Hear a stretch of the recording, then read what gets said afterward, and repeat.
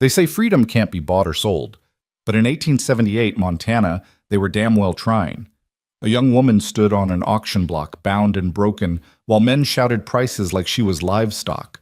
Her name was Nora Caldwell, and she was about to become property until a cowboy with ice blue eyes rode into that dusty square and spoke 6 words that changed everything. She belongs only to herself. This is their story. Stay until the end and comment what city you're watching from. I want to see how far this tale travels across the world. The sun beat down on Silver Creek like God's own hammer, turning the Montana earth to dust and the air to something you could chew. It was the kind of heat that made men mean and dogs hide under porches, the kind that wrung every drop of mercy from the world and left nothing but bone and grit behind. The town square, if you could call it that, was nothing more than a wide spot in the dirt road where the general store faced the saloon and the livery stable slumped between them like a drunk trying to stand straight. 50, maybe 60 people had gathered there that August afternoon, and not a one of them had come for anything decent. Nora Caldwell stood on a platform of raw pine boards that still wept sap in the heat, her wrists bound with rough hemp that had already rubbed her skin bloody. She was 23 years old, though she felt ancient just then, every year of her life pressing down on her shoulders like stones. Her calico dress, once blue, now more the color of old bruises, hung torn at the shoulder where rough hands had grabbed her during the raid.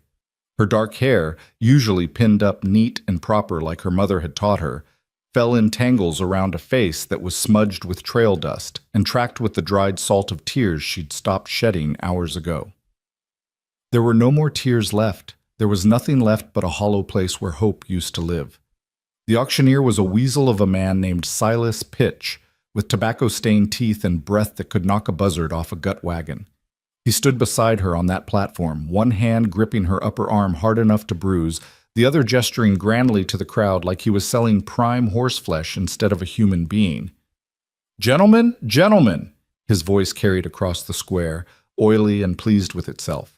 "What we got here is a fine specimen of womanhood. Young, strong, educated. Yes, that's right. She can read and write. Comes from good Eastern stock, not some prairie trash. Hell, with looks like these, she could warm your bed at night and teach your brats their letters come morning." Laughter rippled through the crowd, coarse, ugly laughter that made Nora's skin crawl. She kept her eyes fixed on the horizon, on the line where the hard blue sky met the harder mountains, and tried to pretend she was anywhere else.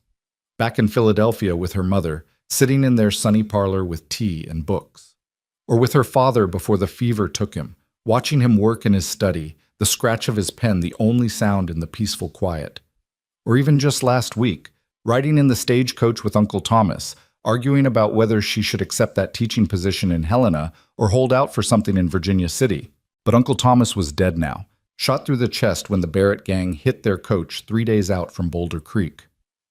The driver and guard were dead too, their bodies left for the coyotes while the bandits took everything, the strongbox, the luggage, the horses, and Nora herself. She'd screamed then, fought until one of them backhanded her hard enough to make her ears ring and her vision swim with stars. After that she'd gone quiet, saving her strength, waiting for a chance that never came. They dragged her to Silver Creek, passing her from camp to camp, hand to hand, like a bottle of whiskey or a winning poker hand. And now here she stood, the last thing they hadn't stolen yet, about to be sold to the highest bidder. "Now, I know what some of you are thinking," Silas continued, warming to his pitch. "You're thinking, Silas, this seems a mite irregular. And maybe it is.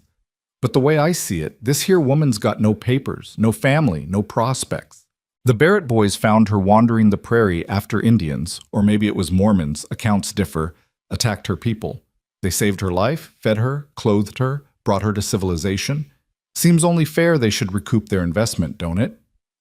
It was all lies, of course. Every word a lie, built on lies, wrapped in more lies. But nobody in that crowd cared about the truth.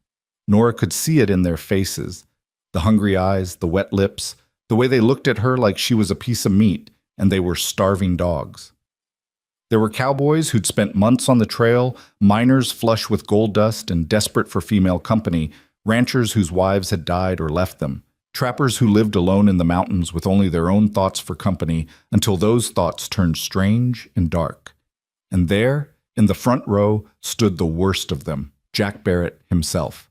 The man who'd killed her uncle, the man who'd given the order to take her. He was big, barrel-chested, with a beard that looked like something had died in it, and eyes like dirty ice. He wore 2 pistols, tied down low, and a smile that had nothing to do with happiness. $50, someone shouted from the back. 50, for the girl. Silas grinned, showing those terrible teeth. Now we're talking. $50, gentlemen. Do I hear 60? 60, called a man in a battered top hat, probably a gambler down on his luck. 65, countered a grizzled prospector. Nora closed her eyes. This was it then. This was how the story ended, not with poetry and romance like in the novels she'd loved, but with dollars and cents, with rough hands and rougher nights ahead. She thought about throwing herself off the platform, breaking her neck on the hard ground, but her legs wouldn't obey. Some stubborn part of her refused to give up, refused to let them have even that final choice. $75. The voice was new, younger, eager. 75, and that's my last penny. 80. Barrett's voice cut through the others like a knife through butter. He hadn't spoken before, content to watch and wait, but now he stepped forward, and the crowd parted before him like the Red Sea before Moses. $80, and I'll kill any man who bids higher. The square went quiet. You could hear the wind rattling through the spaces between buildings, hear a dog barking somewhere distant, hear the creak of the saloon sign swinging on its rusty hinges. Silas licked his lips nervously, glancing at Barrett, then at the crowd, calculating his odds. Well now, Mr. Barrett, that's a fine bid indeed, he said carefully. Going once, 100. The voice came from the edge of the square, quiet but carrying, and every head turned to see who was fool enough to challenge Barrett. Nora opened her eyes, squinting against the sun, trying to make out the speaker. He sat on a horse, a big bay gelding with intelligent eyes, at the corner where the general store met the alley. The sun was behind him, turning him into a silhouette, a dark shape against the bright afternoon.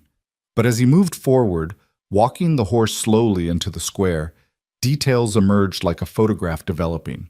He was tall, lean, built like a man who worked for his living rather than taking what he wanted from others.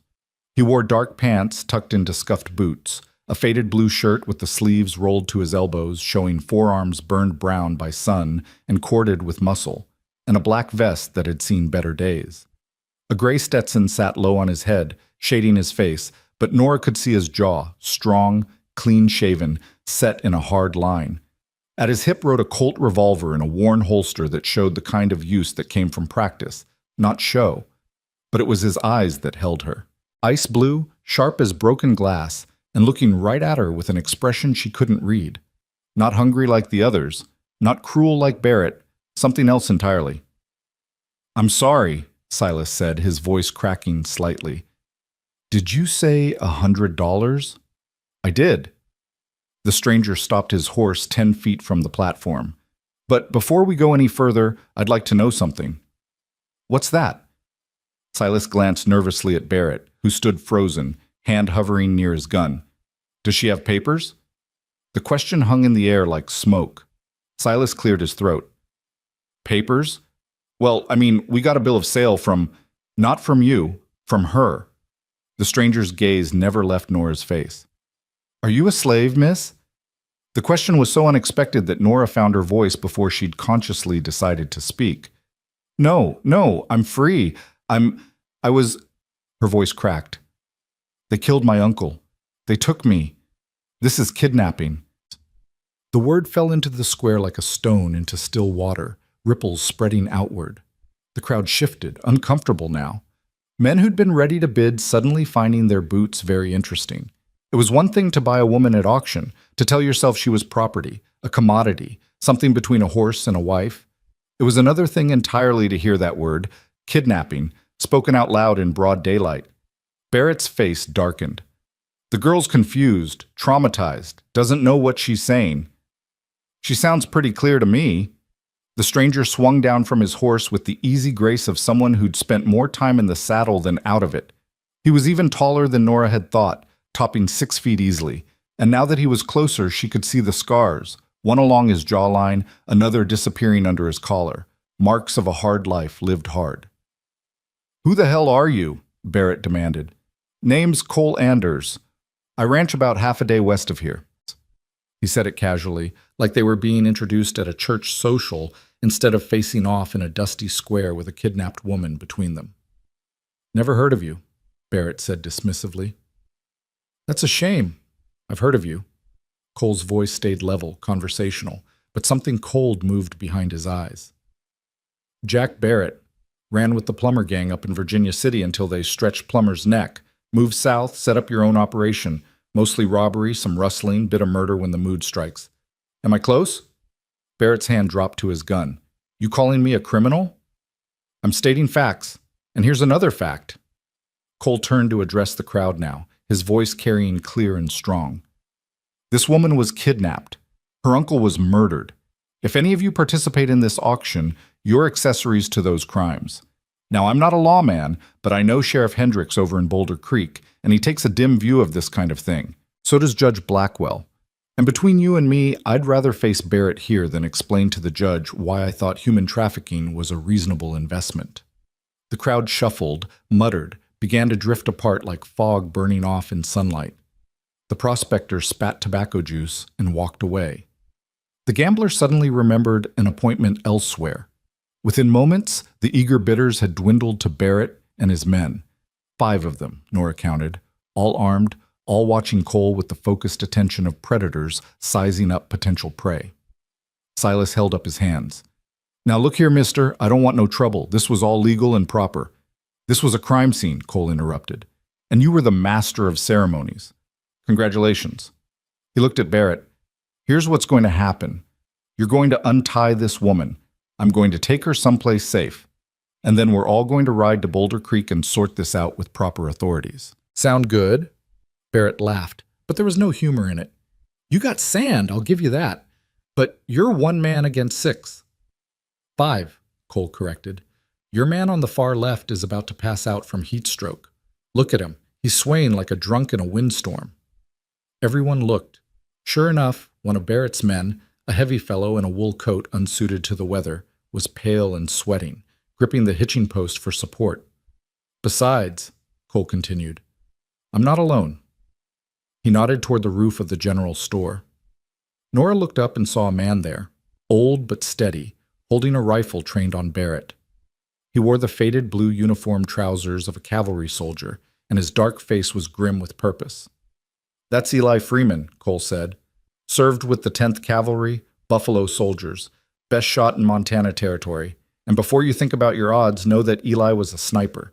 He can put a bullet through a silver dollar at 200 yards. Your head's a lot bigger than a silver dollar, Jack." Barrett's jaw worked, his face reddening. For a long moment, nobody moved. The only sound was the wind and that distant dog and the rasp of Barrett's breathing. Nora could feel the tension like a wire pulled taut, ready to snap. Then Cole did something that surprised everyone. He smiled, not a cocky smile, not a challenging smile, but something sadder and older. He looked at Nora again, really looked at her, and spoke directly to her for the first time since he'd ridden into the square. "Miss, I don't know your name. I don't know your story except for the little I've heard today. But I know this. You're not merchandise. You're not livestock. You're a human being with rights and dignity. And what's happening here is wrong, dead wrong. Now I'm going to make you an offer, and it's a real offer, not like what these men are doing. Will you let me help you?" His voice was gentle, but more than that, it was respectful. He was asking, not demanding, giving her a choice when everyone else had tried to take all her choices away. Nora felt something crack inside her chest, some wall she'd built to survive the last 3 days, and suddenly she could breathe again. "Yes," she whispered, then stronger. "Yes, please." Cole nodded once, sharp and decisive.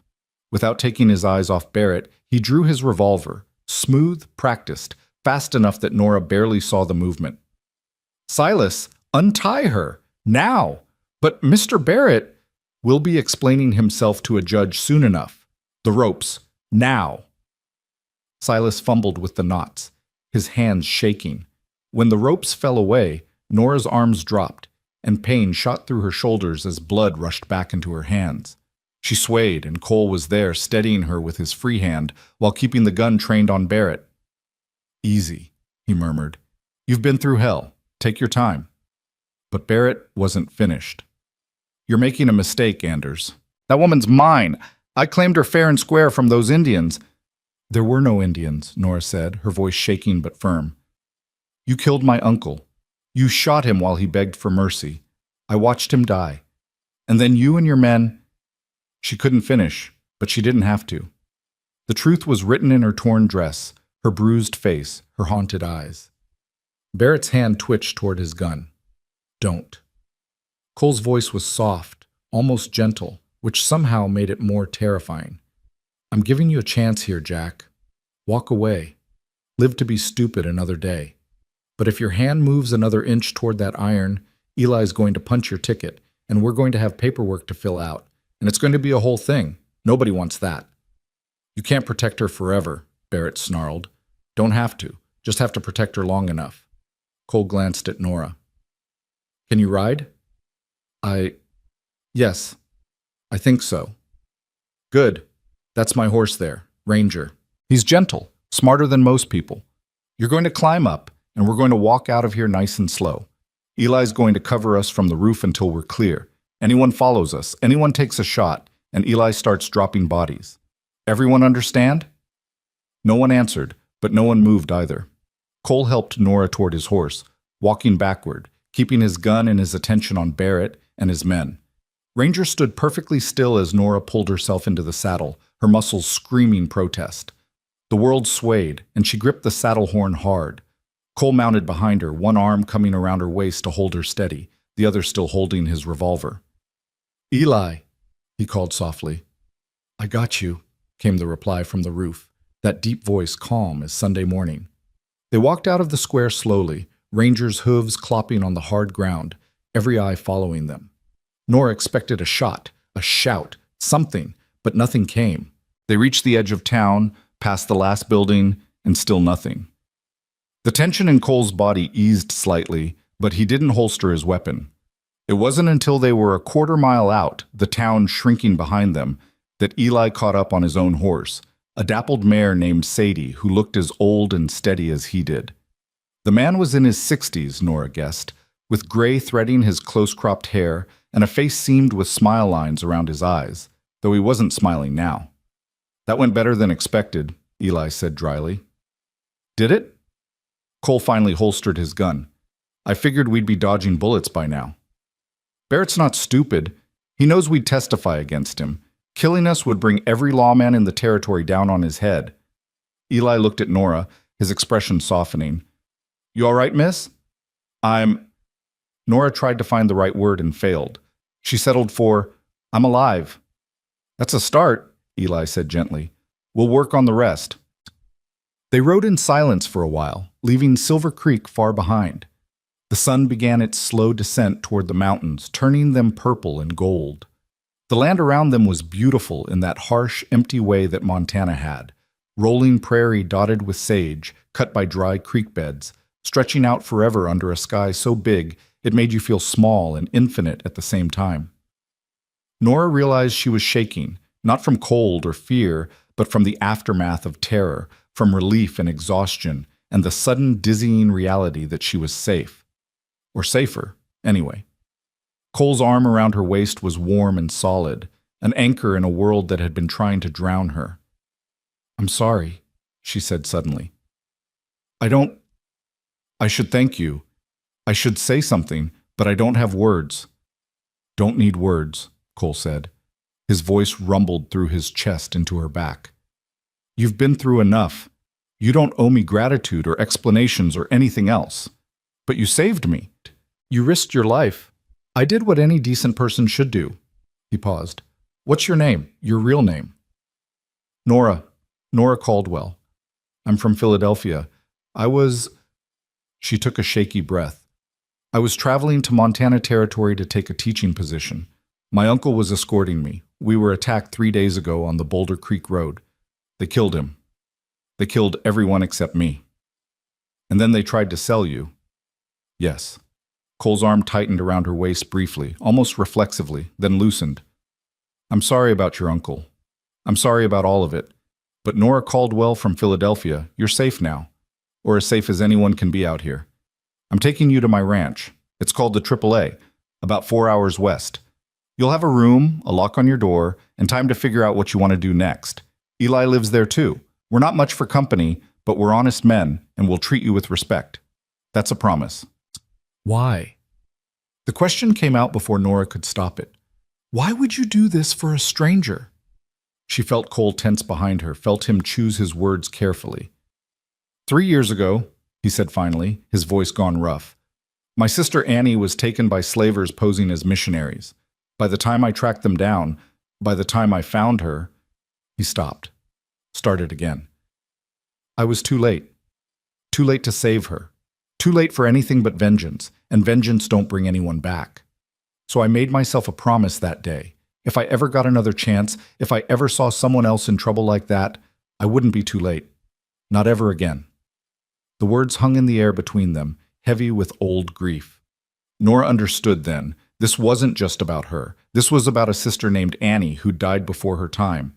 This was about a man trying to save someone, anyone, because he couldn't save the one person who'd mattered most.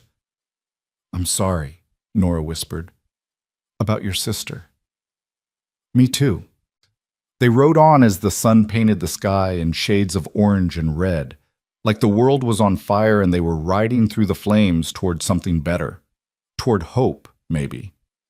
Toward the chance at a future that didn't include ropes and auction blocks and men with hungry eyes. Nora let herself lean back into Cole's chest, just slightly, and felt him adjust to support her weight. Eli rode beside them, vigilant, his rifle across his saddle. And for the first time since the stagecoach attack, since her world had turned to blood and screaming, Nora allowed herself to believe that maybe, just maybe, she was going to survive this. Maybe she was going to do more than survive. Maybe she was going to live. The AAA ranch came into view as twilight painted the valley in shades of purple and gray. It sat in a natural bowl between two gentle ridges, sheltered from the worst winds, with a creek running along its southern border and a stand of cottonwoods providing shade and coolness. The ranch house was modest, logs chinked with mud and moss, a stone chimney rising from one end, a covered porch wrapping around the front. The barn was bigger than the house, well-maintained, with a corral nearby where half a dozen horses lifted their heads to watch the riders approach. Home, Cole said simply. It didn't look like much compared to the stately houses of Philadelphia, but to Nora, it looked like paradise. It looked like safety. It looked like the first place in days where she might close her eyes without fear of never opening them again. Eli helped her dismount while Cole tended to the horses. Her legs nearly buckled when her feet hit the ground, but Eli's strong hand steadied her. Easy now. You've been riding hard on an empty stomach. We'll get some food in you, get you cleaned up, get you rested. Everything else can wait. Inside, the house was simple, but clean. One main room served as kitchen, dining area, and sitting room, with a large stone fireplace dominating one wall. Doorways led to what Nora assumed were bedrooms. The furniture was handmade but sturdy, a table with 6 chairs, a rocking chair near the fireplace, shelves holding books and supplies. That door there, Cole said, pointing, that's my room. Eli's is across the hall. The third bedroom, he gestured to a door on the opposite side of the main room.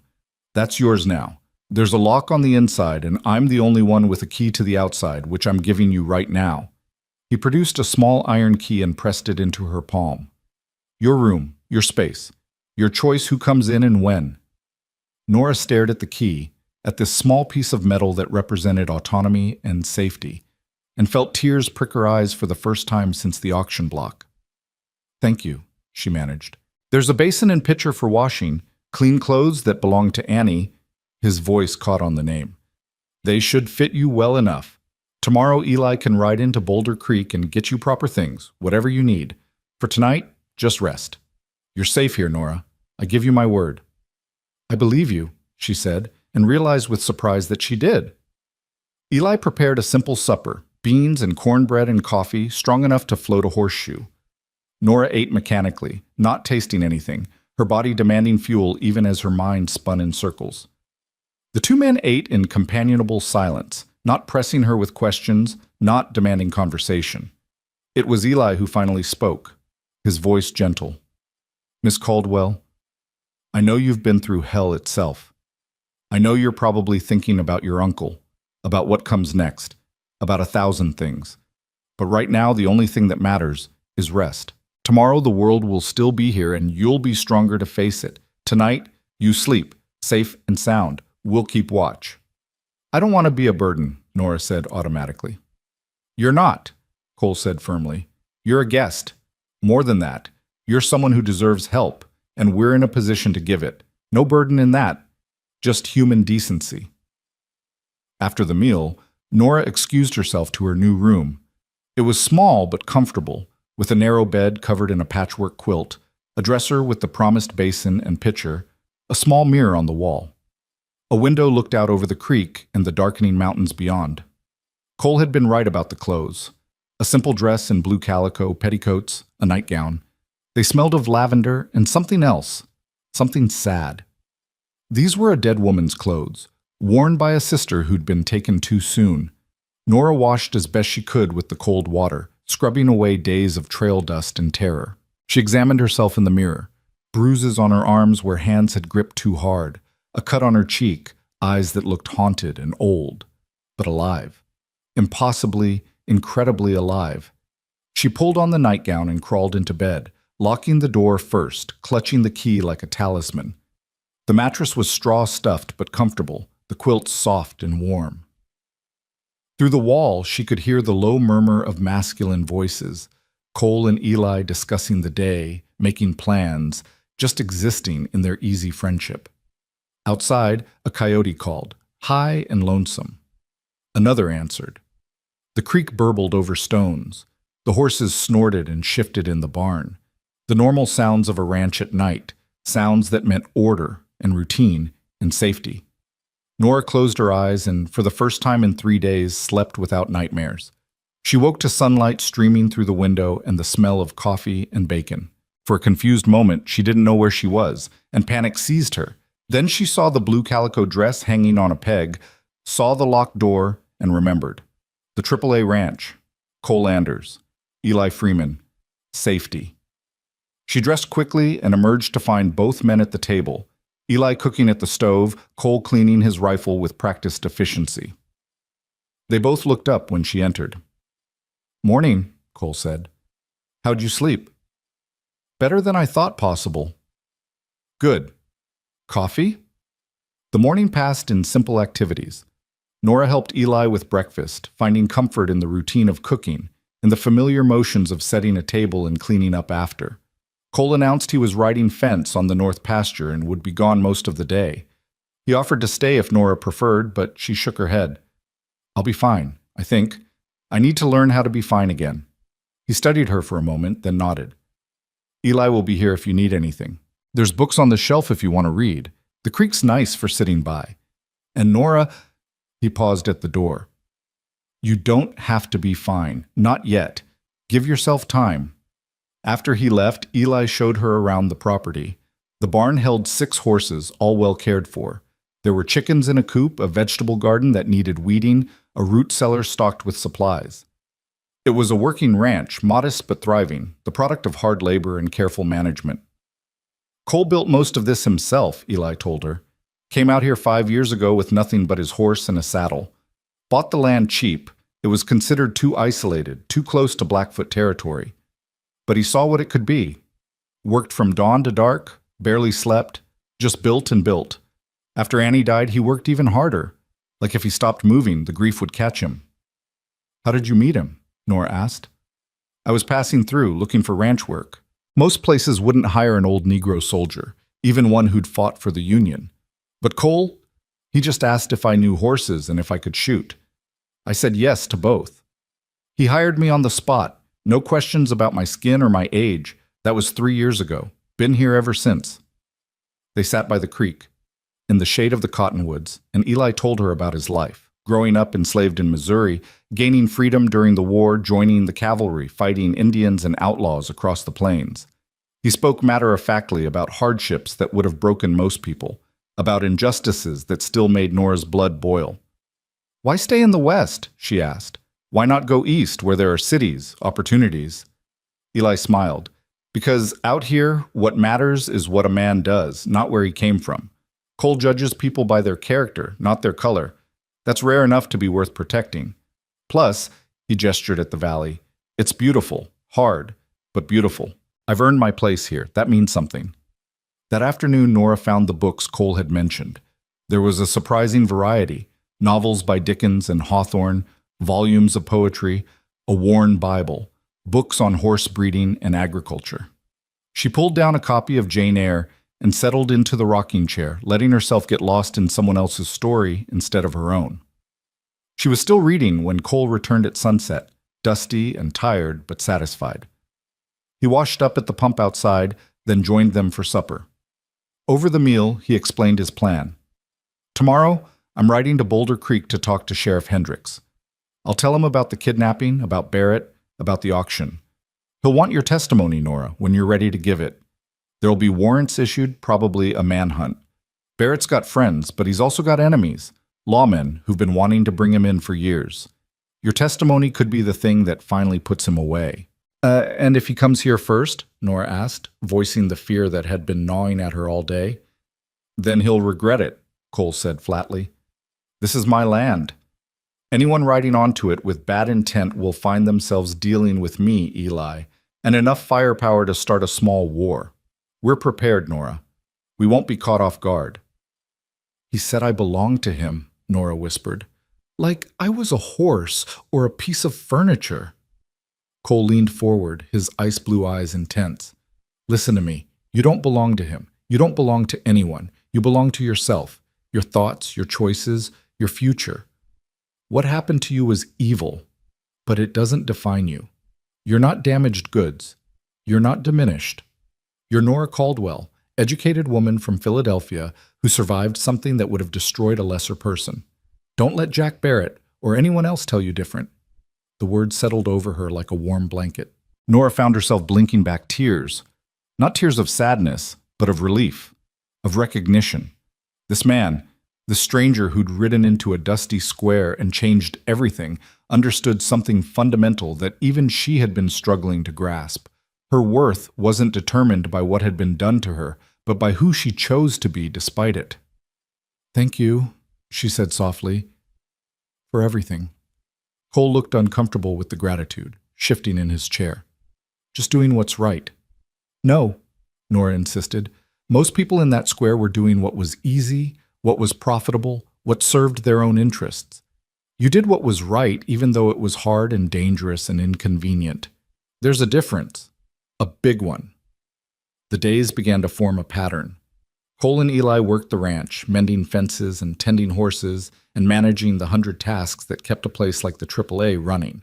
Nora helped where she could, cooking, cleaning, weeding the garden.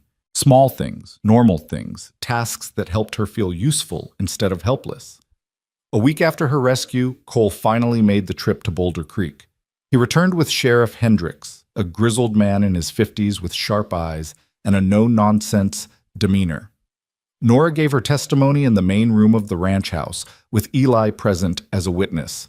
She told everything: the attack on the stagecoach, her uncle's murder, the days of captivity, the auction. Saying it out loud was harder than she'd expected, her voice breaking at points, but she forced herself through it. When she finished, Hendricks was quiet for a long moment. Then he said, Miss Caldwell, I'm sorry for what happened to you. I'm sorry we live in a world where such things are possible. But I promise you this, I will do everything in my power to bring Jack Barrett and his men to justice. We've issued warrants for murder and kidnapping. There's a $1,000 reward for information leading to their capture. They won't hide for long. And in the meantime, Nora asked, in the meantime, you stay here, where you're protected. Cole's already thought this through. The AAA is defensible, isolated enough that anyone approaching can be seen from a mile away. You couldn't be in better hands. After Hendricks left, Nora found Cole in the barn, brushing down Ranger. She stood in the doorway, watching him work, the sure, gentle movements of someone who loved horses. The sheriff said I couldn't be in better hands, she said. He's right.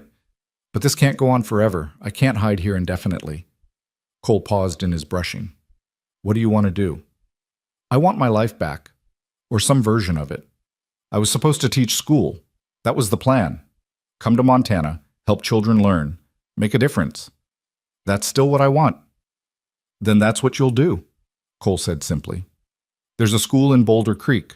Teacher position's been empty since old Mrs. Henshaw passed last winter. I'll talk to the school board.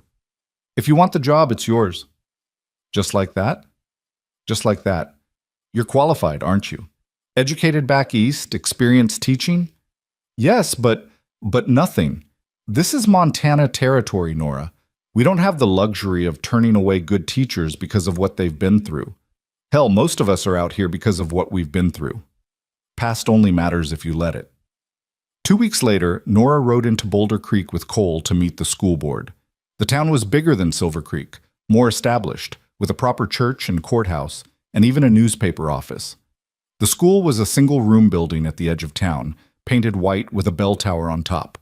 The school board consisted of 5 people: the preacher, the mayor, a wealthy rancher, the doctor's wife, and a stern-faced woman named Harriet Blackwell, who turned out to be the judge's sister.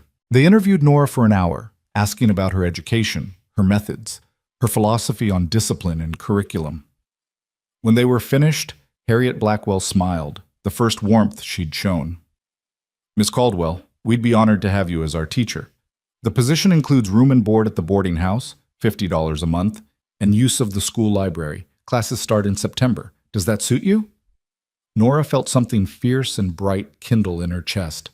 Hope, purpose, a future that was hers to shape. Yes, she said. Yes, that suits me perfectly. On the ride home, she couldn't stop smiling. Cole noticed and grinned back. Feels good, doesn't it? Having a plan, having a purpose. It feels like coming back to life, Nora admitted. August slipped into September, and with it came the start of the school year. Nora moved into the boarding house in Boulder Creek, a comfortable place run by a widow named Mrs. Patterson, who took one look at Nora's too thin frame and immediately declared her mission to put some meat on those bones. The room was small but clean, with a view of the mountains and a writing desk where Nora could prepare lessons. Her first day teaching was terrifying and wonderful. 23 students, ranging from 6 to 15, crowded into the schoolhouse, all eager eyes and nervous energy. Nora stood at the front of the room, chalk in hand, and realized this was it. This was her moment to prove that she wasn't broken, that she could build something beautiful from the ashes of trauma. Good morning, she said, her voice steady. My name is Miss Caldwell, and I'm going to be your teacher this year. We're going to learn reading, writing, arithmetic, history, and geography. But more than that, we're going to learn to think, to question, to grow. Education isn't just about memorizing facts. It's about becoming the best version of yourself. So let's get started. The days fell into a new rhythm, teaching from 8 to 3, preparing lessons in the evening, attending church socials and town meetings. Cole rode into Boulder Creek every few days, ostensibly to buy supplies or check on his accounts at the bank, but Nora knew he was really checking on her, making sure she was safe, making sure she was happy. They fell into the habit of having coffee together at the town's little cafe when he visited. Eli came too sometimes, and the 3 of them would sit and talk about everything and nothing: the weather, the news from back east, books they'd read, plans for the future. You've settled in well, Eli observed one afternoon in late September, watching Nora interact easily with the townspeople who stopped to say hello. Boulder Creek's lucky to have you. I'm lucky to be here, Nora replied. Lucky to be alive and free and doing work that matters. That's not something I take for granted. Cole said little, but his eyes were warm as he watched her.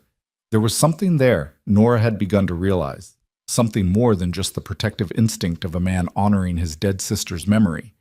Something that made her heart beat faster when he smiled, that made her look forward to his visits with an eagerness that had nothing to do with safety and everything to do with… What? She wasn't ready to name it yet, too soon, too fragile, but it was there, growing like a seed in good soil. October came, and with it, news from Sheriff Hendricks. The Barrett gang had been spotted near the Canadian border, apparently planning to flee north. A posse had been formed, and Hendricks was riding out to join the hunt. Cole volunteered immediately. I'm going, he said flatly when Nora tried to protest. Barrett killed your uncle. He tried to sell you like livestock. He needs to answer for that, and I intend to see that he does. What if something happens to you? Then Eli will look after the ranch. And you. He knows where I keep the papers, knows how to manage things. But nothing's going to happen. I'll be careful. Promise me, Nora said, gripping his arm. Promise you'll come back. Cole looked down at her hand on his arm, then up into her eyes. I promise, he said softly. I've got something to come back for. He rode out the next morning with the posse, 15 men, all armed, all determined. Nora watched them go from the schoolhouse steps, her heart in her throat, praying to a God she'd been angry at for weeks now. Please, she thought, please keep him safe. I just found him. Don't take him away. The days crawled by with no news. A week, 2 weeks. Nora threw herself into teaching, into lesson plans and student essays, anything to keep her mind occupied. But at night, lying alone in her boarding house room, she couldn't stop imagining the worst. Then on a cold afternoon in late October, the posse rode back into Boulder Creek. Nora was dismissing her students when she heard the shouts, the sudden excitement. She ran to the window and saw them, tired, dusty men on tired horses. And there, in the middle of the group, hands bound and tied to his saddle, was Jack Barrett. They'd caught him. Nora's knees went weak with relief. She counted the riders frantically, 12, 13, 14, 15, and there was Cole, whole and safe, helping to secure the prisoners at the jail. He looked up, as if sensing her gaze, and their eyes met across the distance. He nodded once, a promise kept, and Nora felt tears of relief streaming down her face. That evening, after the prisoners were secure and the initial excitement had died down, Cole came to the boarding house. Mrs. Patterson showed him to the parlor where Nora waited, and they stood there awkwardly for a moment, neither quite sure what to say. "You're all right?" Nora asked finally. "Not a scratch. Barrett put up a fight, but in the end he was outnumbered and outgunned. He's in jail now, awaiting trial. His men too. They'll hang, most likely. Murder carries a harsh penalty out here." "Good," Nora said fiercely. "They deserve it." Cole studied her face. "You've changed," he said softly, "since I first saw you on that auction block. You're stronger now, surer." "I had good teachers," Nora replied. "A cowboy who taught me about courage, an old soldier who taught me about resilience, and 23 children who taught me that the future matters more than the past." "Nora." Cole took a step closer, then stopped, as if uncertain of his welcome. "These last few weeks, riding with the posse, facing down Barrett, all I could think about was getting back here, getting back to you. And I know it's too soon. I know you've been through hell and you need time, but I need you to know I care about you. Not as someone I saved, not as a responsibility, but as Nora. Just Nora." Nora's heart hammered in her chest. She'd known this was coming, had felt it building between them for weeks, but hearing him say it made it real in a way that both terrified and exhilarated her. "Cole Anders," she said slowly, "when you rode into Silver Creek that day, you gave me back my life, my freedom, my future. I can never repay that, but I can tell you this. What I feel for you isn't gratitude. It's not dependency. It's something else entirely, something I'm still learning to trust again. But I want to try, if you're willing to be patient." "I've got all the time in the world," Cole said, and his smile was like sunrise breaking over the mountains, warm and full of promise. They stood there in Mrs. Patterson's parlor, not touching, just looking at each other with new understanding, with the fragile beginning of something that might, given time and care, grow into love. Outside, November wind rattled the windows. Inside, Nora felt warm for the first time in months. Not the warmth of safety, she'd found that already, but the warmth of possibility, of a future that included not just survival, but joy. Barrett's trial came in December, held in the Boulder Creek courthouse with Judge Blackwell presiding. Nora testified again, her voice clear and steady, telling the truth without flinching. Others testified too. The sheriff, Cole, even some of Barrett's own men who'd turned on him in exchange for lighter sentences. The verdict was unanimous. Guilty on all counts. The sentence was death by hanging for Barrett and his top lieutenants, prison for the others. When the judge announced it, Nora felt nothing. No satisfaction, no revenge, just a kind of tired relief. Justice had been done. The nightmare was officially over. She left the courthouse and found Cole waiting outside with the horses. "Ready?" he asked. "Ready?" she agreed. They rode out to the AAA, where Eli had prepared a celebratory supper. Nothing fancy, just good food, good company, and the knowledge that the men who'd tried to destroy Nora's life would never hurt anyone again. That evening, sitting on the porch of the ranch house with a blanket around her shoulders and coffee going cold in her cup, Nora watched the stars come out one by one. Cole sat beside her, close enough to touch if she wanted to, far enough to give her space if she needed it. "What are you thinking?" he asked. "I'm thinking about the future," Nora said. "About teaching in the spring, about watching my students grow and learn. About this place, this beautiful, harsh, impossible place that nearly killed me but also saved me. About how strange life is, how one moment can change everything." "That moment in Silver Creek," Cole said quietly. "When I rode into that square and saw you on that platform, something in me knew. Knew that you mattered, that saving you mattered." "You didn't save me," Nora corrected gently. "You gave me the chance to save myself. There's a difference." Cole considered this, then nodded. "Fair enough. So what did you learn from all of this?" Nora thought about the question, really thought about it. "I learned that strength isn't about never breaking. It's about choosing to heal. I learned that freedom is something you claim, not something that's given.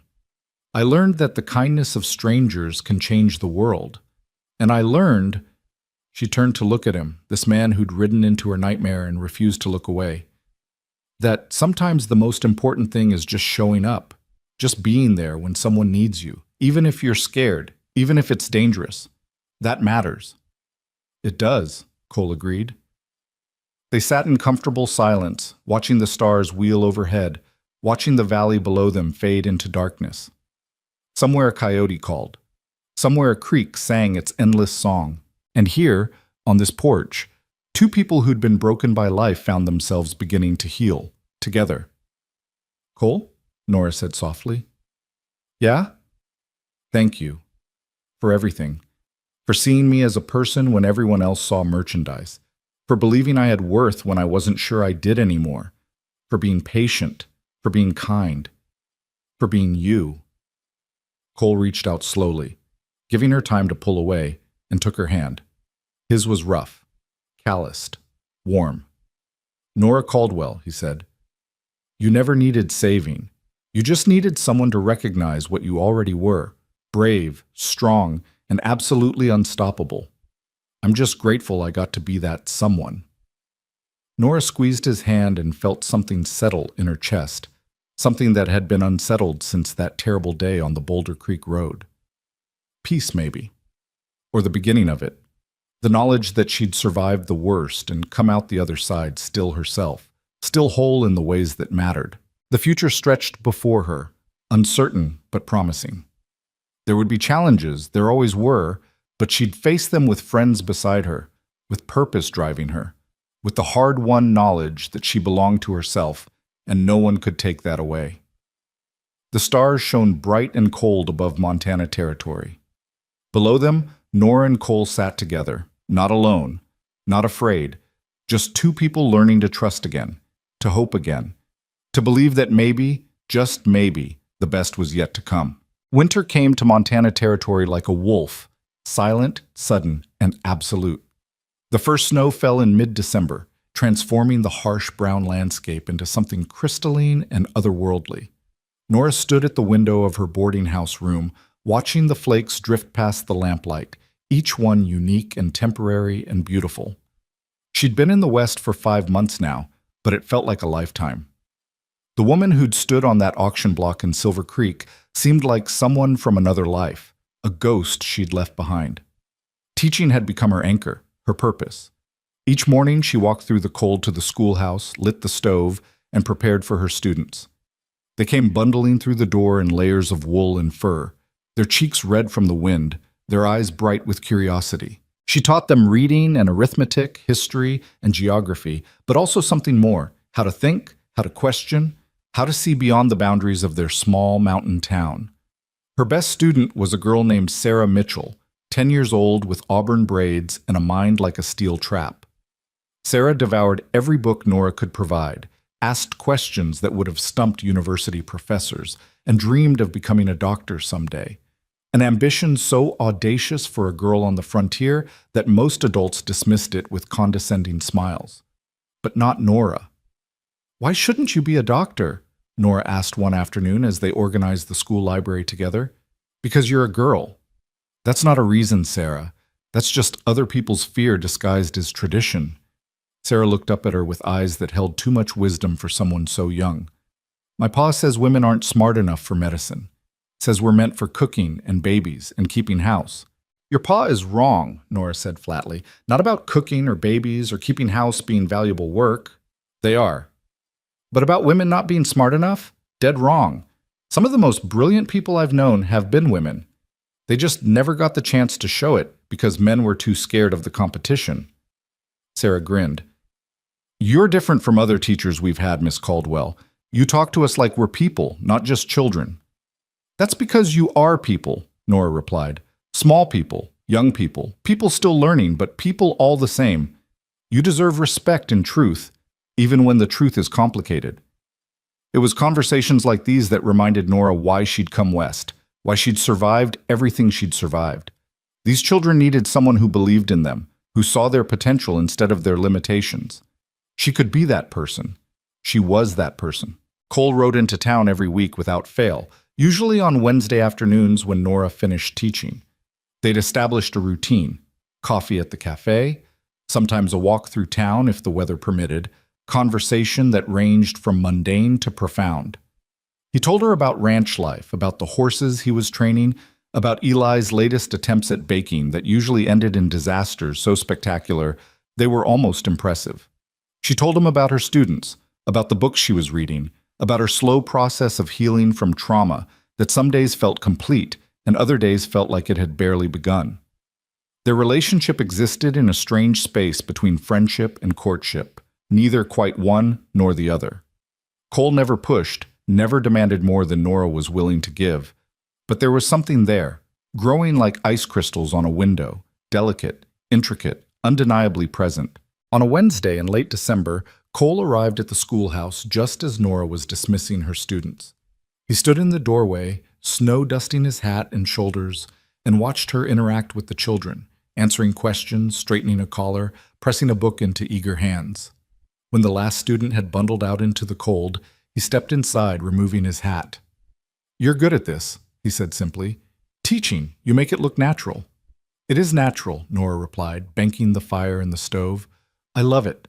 Love watching them learn, watching their faces light up when they understand something new. It's like witnessing small miracles every day."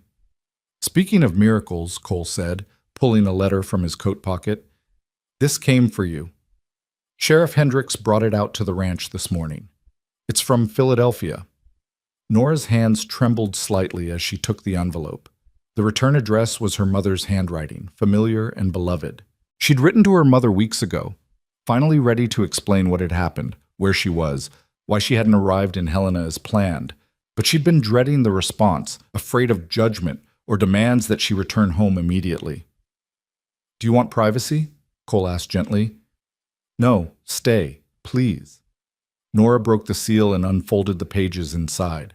Her mother's handwriting blurred as tears filled her eyes, but she blinked them back and read aloud.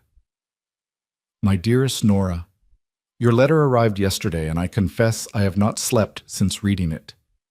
To know what you endured, what you survived, fills me with both horror and pride. Horror at the evil that exists in this world, pride that you faced it and emerged unbroken.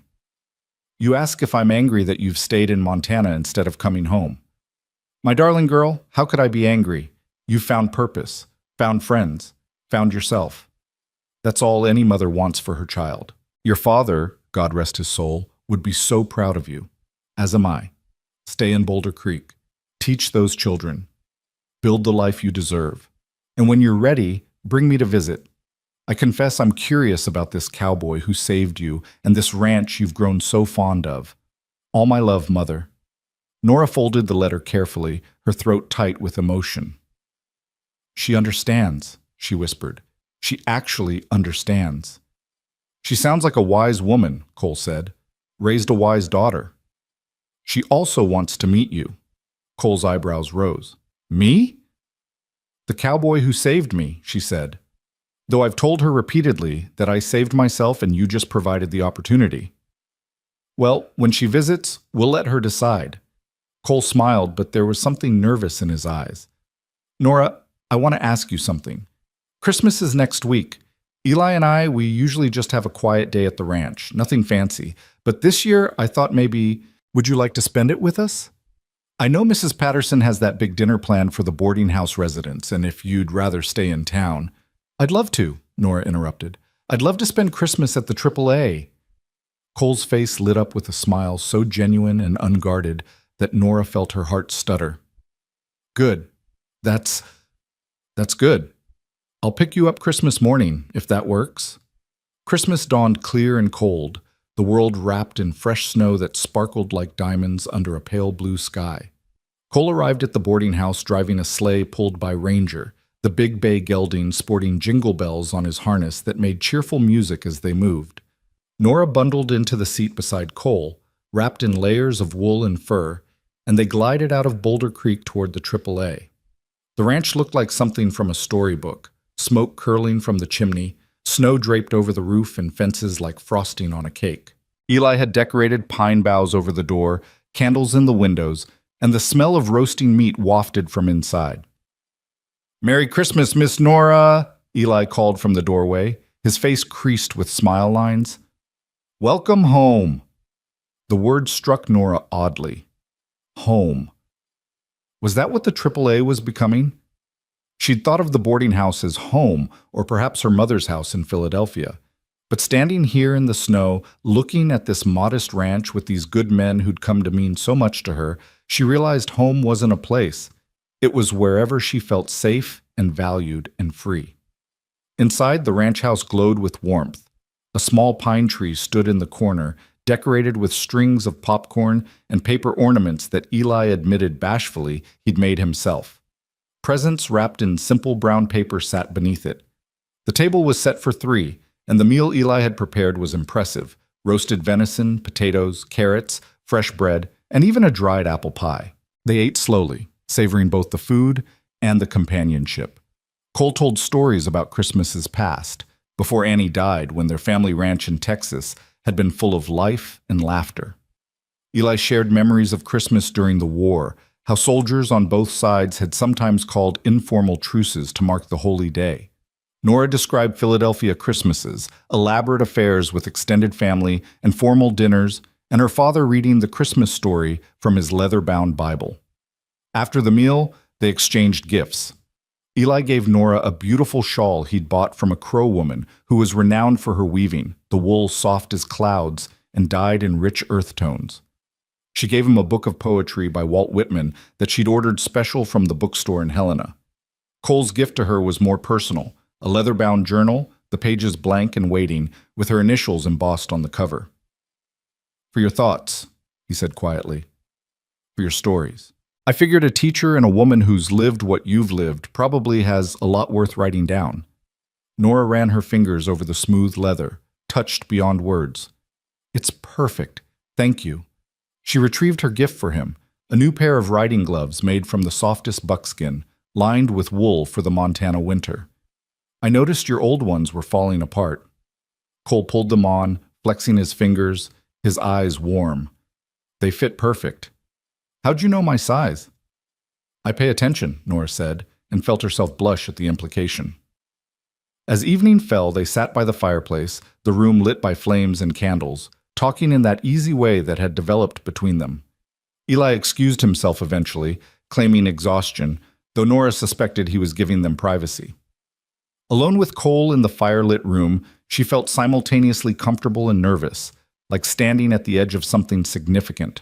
"I've been thinking," Cole said, staring into the fire, "about what happens next. With us. With Whatever this is between us. Nora's heart hammered. And what have you concluded? That I don't want to rush you, that you've been through hell and you deserve time to heal, to find yourself again, to be certain of what you want. But I also think, he turned to look at her, his ice blue eyes reflecting the firelight, that life's too short and too uncertain to waste. I learned that when Annie died. Tomorrow's never guaranteed. So if there's something worth having, something worth fighting for, you don't wait. You reach for it. And am I something worth fighting for? Nora asked softly. You're everything worth fighting for, Cole said. But I'm not the one who needs to fight. You've already done that. You've already won. Now you just need to decide what you want your victory to look like. And if that includes me, I'll be honored. If it doesn't, I'll understand and I'll still be your friend. But you need to know. I'm falling in love with you, Nora Caldwell. Have been since that day in Silver Creek, probably, and I'm done pretending otherwise.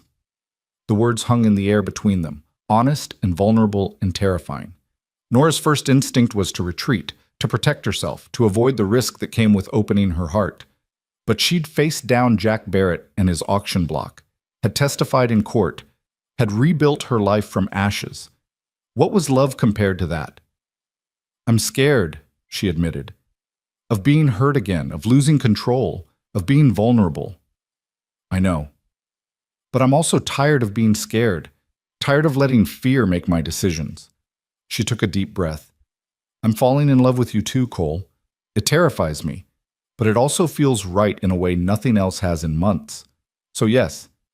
Yes to whatever this is. Yes to taking the risk. Yes to you. Cole reached for her hand, and this time when their fingers intertwined, it felt different. Not comfort or support, but connection. Promise. The beginning of something neither could name yet, but both recognized as precious. They sat like that for a long time, hands joined, watching the fire burn down to embers, not talking because no words were needed. Outside, snow began to fall again, soft and silent. Inside, two wounded souls began the careful work of healing together. The new year arrived with a blizzard that shut down Boulder Creek for 3 days, snow piling so high that doors wouldn't open and livestock had to be sheltered in barns and root cellars. When the storm finally broke, the world emerged white and pristine and achingly beautiful. Nora's school reopened, children sledding down hills on their way to lessons, their laughter echoing through the cold air. Cole's visits became more frequent. Sometimes he had legitimate business in town. Sometimes he manufactured excuses. And sometimes he didn't bother with excuses at all. He'd simply appear at the schoolhouse at 3 o'clock and wait patiently while Nora finished her work. They'd walk together through the snowy streets, talking about everything and nothing, occasionally sharing a meal at the cafe or attending evening socials at the church. Boulder Creek began to notice. Small towns thrived on gossip, and the developing romance between the school teacher and the rancher provided excellent material. Mrs. Patterson started making pointed comments about spring weddings. The preacher mentioned in passing that the church would look lovely decorated with wildflowers come June. Even Sheriff Hendricks, gruff and no-nonsense, cornered Cole one day and said, "That Caldwell woman's good people. You'd be a fool to let her get away." "I know," Cole replied. "That's why I'm not planning to."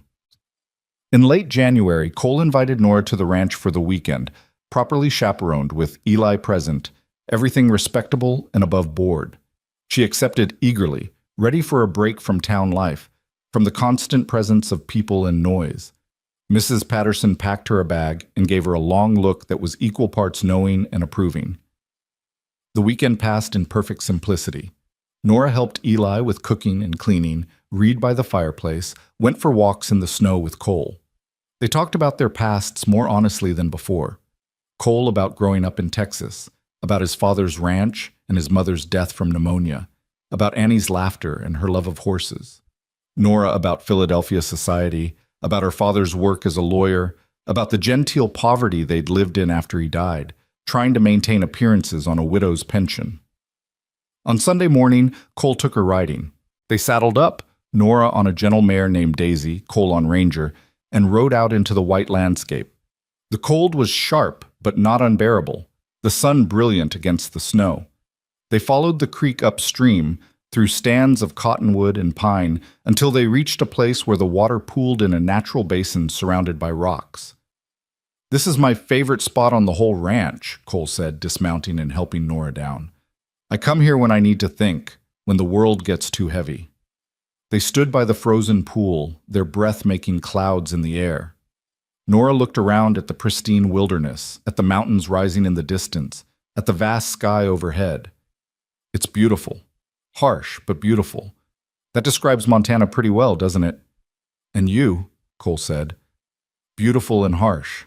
Strong enough to survive, soft enough to still feel. That's a rare combination, Nora." She turned to look at him, this man who'd become so essential to her life, and felt something shift inside her chest. Not fear, not anxiety, but certainty.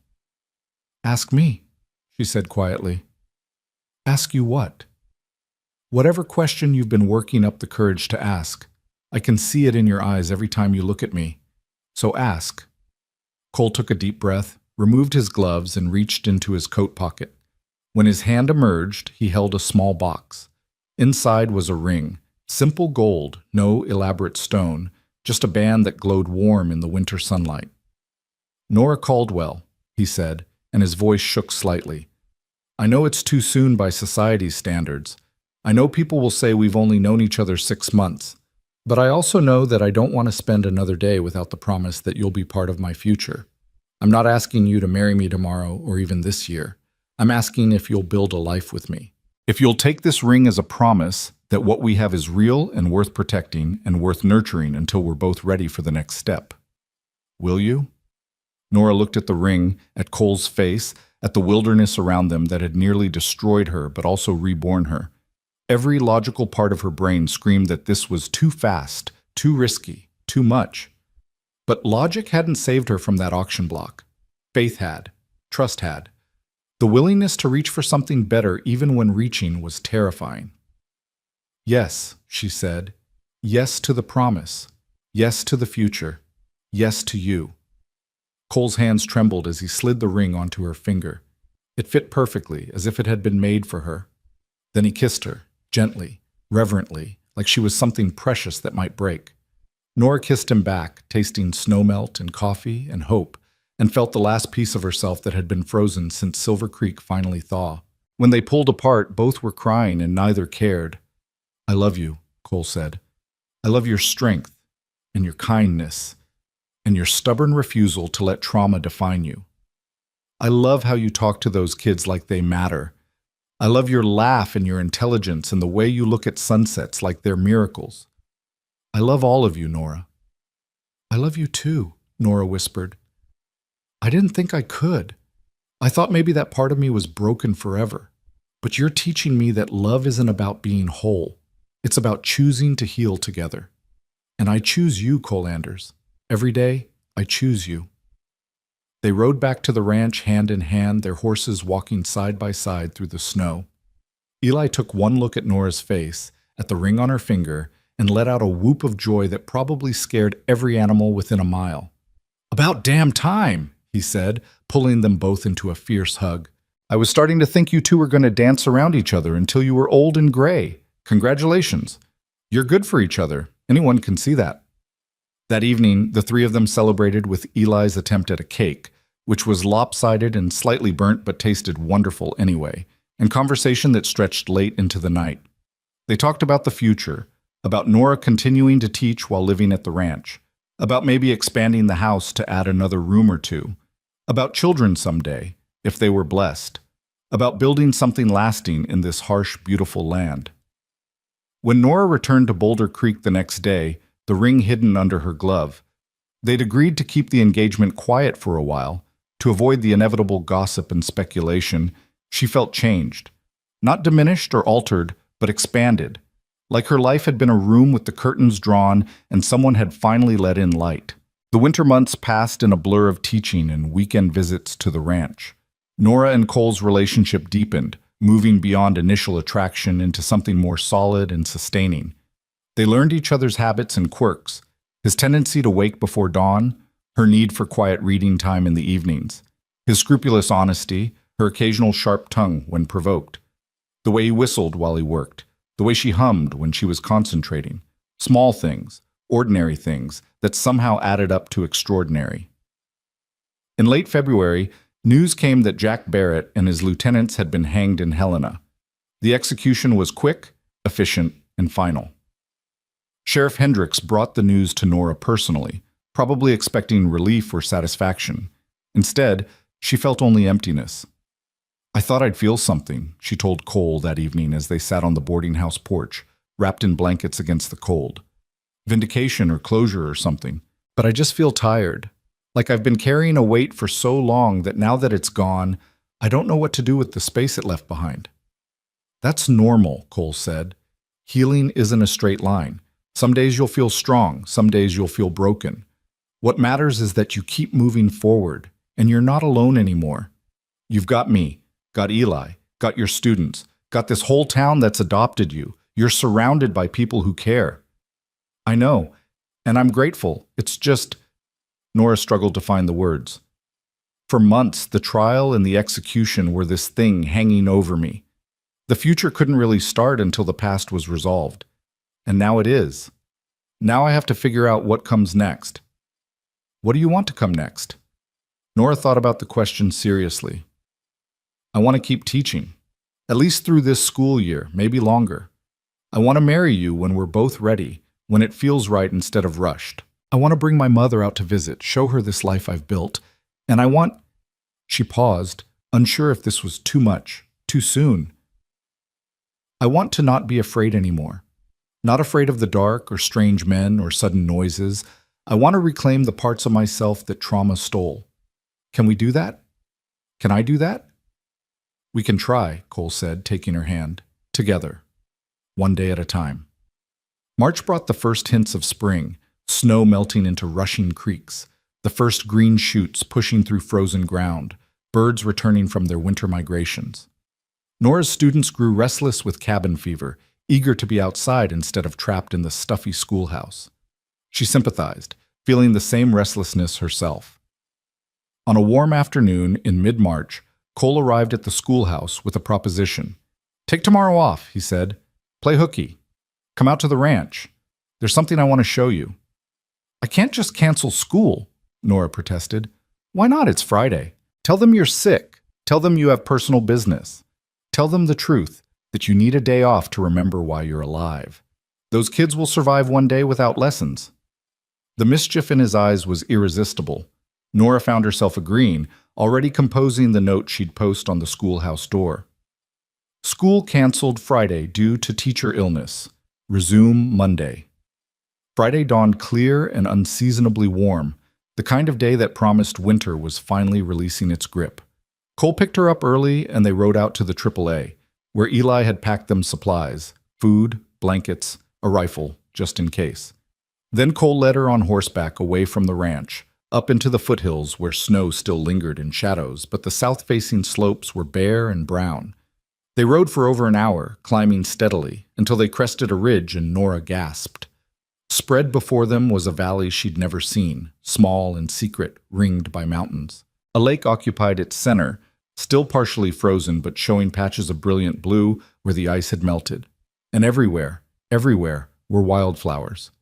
Thousands of them, maybe millions, carpeting the valley floor in yellow and purple and white, their color shocking against the lingering snow. "How is this possible?" Nora breathed. "It's March. It's still winter." "This valley faces south and sits low, protected from the worst winds," Cole explained. "It warms faster than anywhere else in the territory. The flowers bloom here weeks before they bloom anywhere else. It's like the mountains are keeping a secret, and this valley is it." They dismounted and walked through the flowers, their boots leaving trails through the blooms.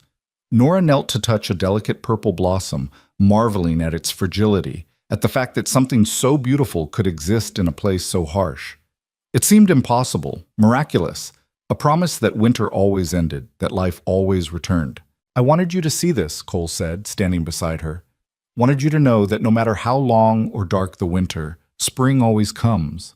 Always. It's a law of nature, more reliable than anything humans can promise, and I wanted you to see it in a place where nobody else can. This is our place now, Nora, this secret valley where flowers bloom too early, and the lake reflects the sky. This is where we can come when the world gets too heavy, when the past gets too loud. This is where we can remember that beauty exists, that life continues, that we survived. Nora stood, tears streaming down her face, and kissed him there among the wildflowers with the mountains watching and the sky impossibly blue overhead. And for the first time since Silver Creek, since that terrible day on the auction block, she felt completely, utterly, miraculously at peace. They stayed in the valley until sunset, talking and laughing and planning, making love for the first time on a blanket surrounded by flowers. The experience tender and awkward and perfect. As darkness fell, they rode back to the ranch, their bodies tired but their spirits soaring. "Thank you," Nora said as they approached the ranch, lamplight glowing in the windows where Eli waited. "For today. For everything. For showing me that life after trauma can be more than just survival. It can be joy." "You're welcome," Cole replied. "But Nora, you have to know. The joy was always there. I just helped you find it again. You did the hard work. You did the healing. I'm just lucky enough to be here to witness it." Spring came in earnest after that, the world exploding into life and color. Nora finished the school year with a sense of accomplishment, watching her students advance, knowing she'd made a difference in their lives. Sarah Mitchell, her star pupil, received a scholarship to a boarding school in Denver where she could pursue higher education, a victory that felt as much Nora's as Sarah's. As summer approached, Nora and Cole began making concrete plans for their future. They decided on a fall wedding, giving them time to prepare, but not so much time that waiting became torture. Nora wrote to her mother, inviting her to Montana for the ceremony. The responding letter was enthusiastic. Her mother would arrive in September and stay through October, giving her a chance to meet Cole properly and see the life her daughter had built. But before any of that could happen, before the carefully laid plans could unfold, trouble returned to the AAA ranch. And it came with smoke and fire and a familiar name that made Nora's blood run cold. It started on a Tuesday in late June when Cole rode into Boulder Creek with news that cut through Nora like a knife. "Smoke on the horizon," he said grimly, coming from the direction of the ranch. "We need to go. Now." They rode hard, Nora clinging to Cole as Ranger ate up the miles between town and the AAA. As they crested the final ridge, Nora's worst fears were confirmed. Black smoke billowed from the ranch, flames visible even from a distance. And circling the property on horseback were figures, men with guns deliberately set on destruction. "Barrett's men," Cole growled, recognizing them even from a distance. "The ones who got prison sentences instead of hanging. They must have escaped, must be here for revenge." He pulled Ranger to a halt, his mind clearly racing through options. "I need to go down there. Need to stop them before they burn everything. But I can't take you into danger, Nora. I need you to ride to Boulder Creek, get the sheriff, bring help." "No." Nora's voice was steel. "No, I'm not leaving you. I'm not running away while you risk your life. Not again. Not ever again." Cole turned to look at her, and something in his expression shifted. He saw her not as someone who needed protection, but as someone who'd already proven she could fight her own battles. "All right," he said, "but stay close and stay smart. These men are desperate and dangerous. Promise me you'll be careful." "I promise." They rode down into the valley together. The barn was fully engulfed by the time they reached the ranch, flames leaping 30 feet into the air, sparks swirling like angry fireflies against the afternoon sky. The heat hit them even from 100 yards away, a wall of scorching air that made breathing difficult and eyes water. Nora could hear the horses screaming inside the corral, terrified by the fire and smoke, and the sound cut through her like a blade. Cole pulled Ranger to a halt behind the cover of a small rise, assessing the situation with the cold calculation of a man who'd faced danger before. Nora counted 5 men on horseback circling the property, all armed, all wearing the cocky confidence of people who thought they'd already won. She recognized one of them, a weasel-faced man named Pete Garris, who'd been part of Barrett's gang, who'd stood in that Silver Creek square watching her humiliation with a smile on his thin lips. "Where's Eli?" Nora asked, her voice tight with fear for the old soldier who'd become like family. "I don't know. Maybe in the house, maybe hiding in the cottonwoods by the creek.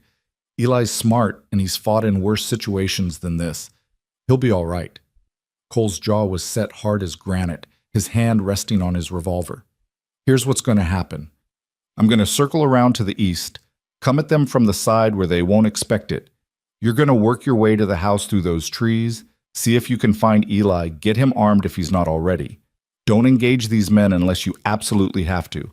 Your job is survival, not heroics. Understand? Cole?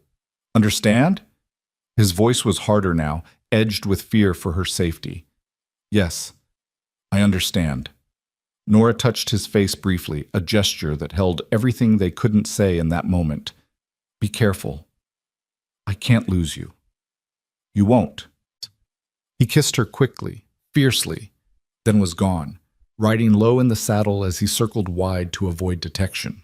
Nora dismounted and tied Ranger's reins to a sturdy pine, then made her way toward the house on foot, using the terrain and vegetation for cover. Her heart hammered so hard she could feel it in her throat, taste copper fear on her tongue. This was different from the passive terror of the auction block, where she'd been helpless and bound. Now she had choices, agency, the ability to affect the outcome. That should have made her feel better, but instead it made everything more frightening because now failure would be her own fault. She moved tree to tree, rock to rock, staying low and quiet like Eli had taught her during lazy afternoons at the ranch when he'd shared stories of his cavalry days. Always use the terrain, he'd said. God gave us rocks and trees and shadows for a reason. A smart fighter uses every advantage. Those lessons, given casually while they'd cleaned tack or weeded the garden, might save her life now. The house still stood, though the porch showed scorch marks where someone had tried to set it alight and failed. The wood was too green, too fresh, or maybe the wind had been wrong. The windows were dark, and Nora couldn't tell if anyone was inside. She reached the back door without being spotted and tried the handle. Locked. She knocked softly, a pattern Eli had taught her. 2 quick, 1 slow, 2 quick. A code that meant friend. The door cracked open immediately and Eli's face appeared, blood running from a cut above his eye, but his expression fierce and focused. He pulled her inside quickly, shutting and bolting the door behind her. Thank God, he breathed. Where's Cole? Circling around to the east. What happened? Who are these men? Garrus and 4 others from Barrett's gang. They escaped from the territorial prison 3 weeks ago. Been laying low, apparently, planning this. I was in the barn when they rode up. Barely got the horses out before they torched it. Shot at me when I ran for the house. He touched the cut on his head. Bullet grazed me, but I made it inside. They've been circling like buzzards for the last hour, taking shots at the windows, shouting about making us pay for what happened to Barrett. They're here for revenge, Nora said, and felt cold settle into her bones despite the heat from the burning barn. They're here for you, Eli corrected grimly. Garrus was shouting about the woman who testified, who got Barrett hanged. They think you're here. Think if they can take you, they can finish what Barrett started. The word should have terrified her, should have sent her spiraling back into helplessness. Instead, Nora felt something else. Rage. Clean, clarifying rage that burned away fear and left only determination. These men had taken enough from her, her uncle, her innocence, her sense of safety. They'd stolen months of her life to trauma and nightmares. They'd tried to reduce her to property, to merchandise, to something less than human. Not again. Never again. Where are your weapons? She asked. Eli gestured to the table where 2 rifles lay, along with Cole's spare revolver and boxes of ammunition. I've been conserving shots, waiting for a clear target, but they're staying mobile, making themselves hard to hit. Smart tactics, unfortunately. Nora picked up the revolver, checked the cylinder like Cole had taught her during Sunday afternoon shooting lessons at the ranch. 6 bullets. 6 chances. Her hand was steady, steadier than she'd expected, and that steadiness felt like a victory in itself. Can you shoot? Eli asked, though his tone suggested he already knew the answer. Cole taught me. I'm not great, but I can hit what I aim at if it's close enough. She moved to a window, peering carefully around the frame. The barn was collapsing now, the roof caving in with a roar and a shower of sparks. The horses were in the corral still, but at least they were alive, huddled together at the far end away from the flames. Where's Cole now? Can't see him, which means he's where he needs to be. Eli took position at another window, rifle ready. Those men out there think they're in control, think they're the hunters, and we're the prey. Cole's about to teach them different.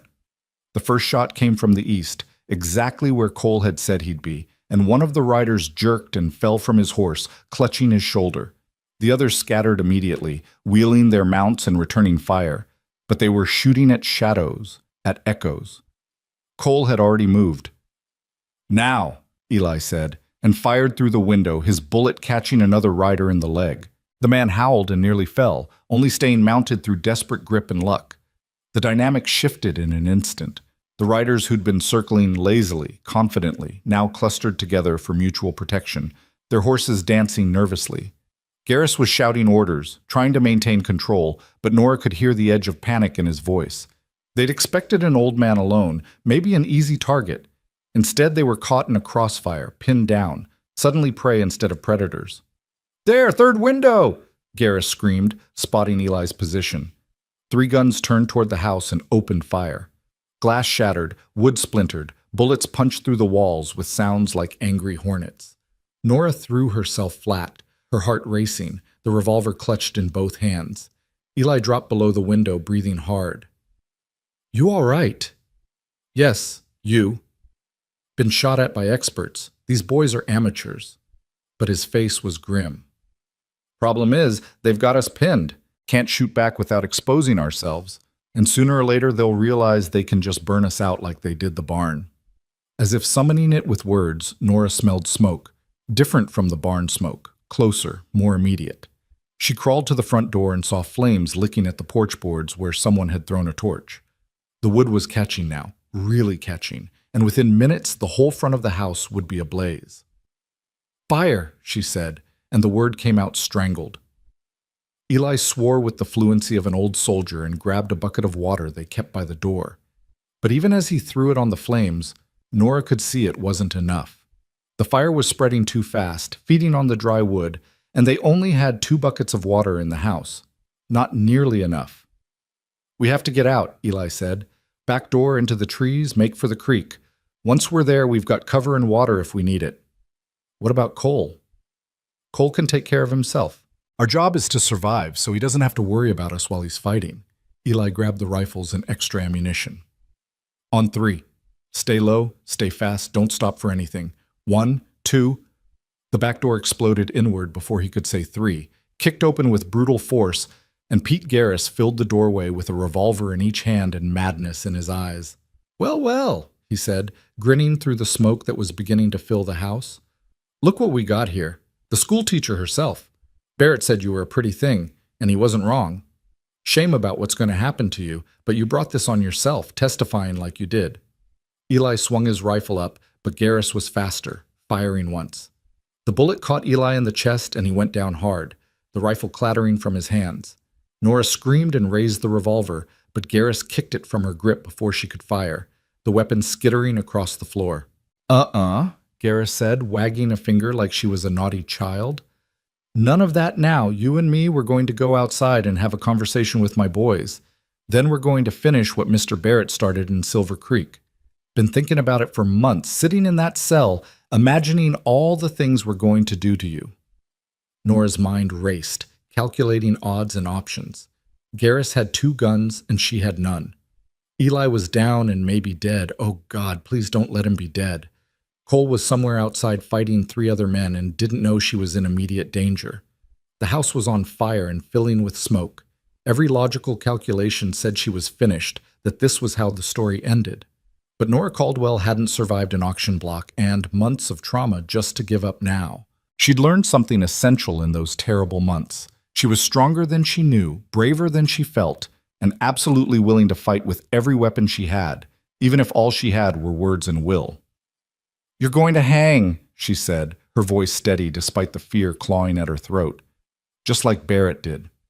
You kill me. You kill Eli. You'll have every lawman in Montana hunting you. There's no escape, Garrus. This is suicide." "Maybe," Garrus agreed cheerfully, "but at least we'll go out having finished the job. Now move, outside. And if you scream or run, I'll put a bullet in your spine and drag you. Your choice." He grabbed her arm, fingers digging in hard enough to bruise, and shoved her toward the broken door. Nora stumbled over Eli's legs and felt his hand grab her ankle briefly. A message. He was alive. Badly hurt, but alive. That knowledge gave her courage. Outside, the smoke was worse, the barn now just a skeleton of charred beams, the house beginning to catch in earnest. 2 of Garrus's men were down, 1 dead from Cole's rifle, 1 wounded and out of the fight. The other 2 had dismounted and taken cover behind the water trough, watching their leader emerge with his prize. "Got her," Garrus crowed. "The bitch who got Barrett killed. Now we—" His words cut off as a bullet took his hat clean off his head, the shot so precise it could only be deliberate. Cole's voice rang out from somewhere in the cottonwoods, cold and implacable. "Let her go, Garrus. Let her go and ride out of here, and maybe you live to see tomorrow. Or keep holding her and find out if I can take your head off as clean as I took your hat." Garrus's hand tightened on Nora's arm, using her as a shield as he backed toward his horse. "You think I'm scared of you, Anders? You're one man. I got 2 guns and this woman between us. You shoot, you hit her." "Maybe," Cole said. And now Nora could see him, emerging from the tree line with his rifle leveled, his face like something carved from stone. "Or maybe I'm good enough to thread that needle. You willing to bet your life on it?" "I'm betting hers," Garrus snarled. But Nora could feel the tremor in his hand, smell the fear sweat on him. He was cracking, the bravado starting to fracture. The 2 men behind the water trough shifted nervously, clearly having second thoughts about this entire enterprise. One called out, "Pete, maybe we should just go. This ain't worth it." "Shut up!" Garrus screamed. "We came here to do a job, and we're going to finish it." Nora made her decision in that instant. She'd been a victim once, helpless and bound on an auction block, her fate in other people's hands. Never again. Not ever again. If she was going to survive this, it would be because she saved herself. She went limp suddenly, dead weight in Garrus's grip, and when he reflexively tried to hold her up, she drove her elbow backward into his ribs with every ounce of strength she possessed. The blow landed hard, and Garrus grunted, his grip loosening just enough. Nora tore free and threw herself sideways, hitting the ground and rolling.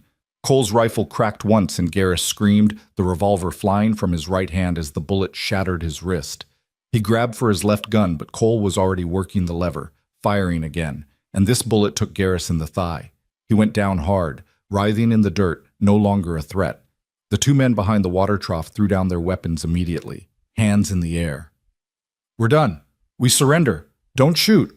Cole kept the rifle trained on them as he moved to Nora, his eyes scanning her frantically. "Are you hurt? Did he hurt you?" "I'm fine. But Eli, he's in the house. He's been shot."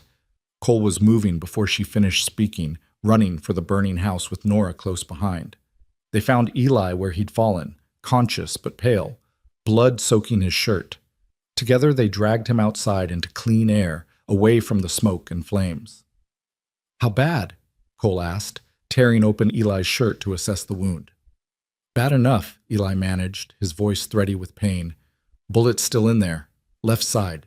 Maybe hit a rib. But I've survived worse. Just get me to the dock in Boulder Creek and I'll be fine." Nora pressed her petticoat against the wound, trying to slow the bleeding while Cole worked. Her hands were shaking now, adrenaline crash hitting hard, but she forced them steady.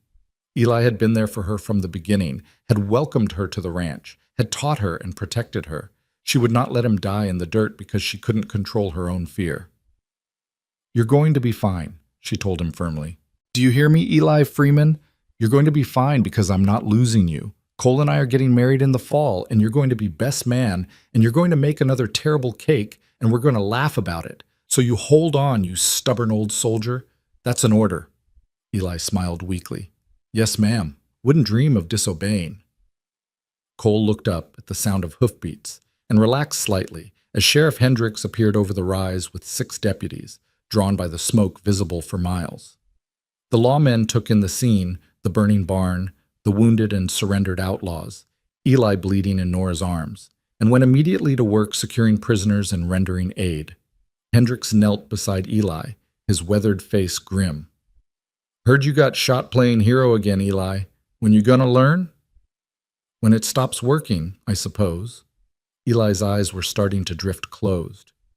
"Doc Pritchard's in town. He can patch you up good as new. We'll get you there. You—" Hendricks turned to Cole. "You two all right?" "We are now," Cole said, "but Garrus and his men escaped from the territorial prison. Came here for revenge, Tried to burn us out. Tried to take Nora. Tried and failed, Hendricks observed. Seems to be a pattern with you folks. Trouble keeps finding you, and you keep surviving it.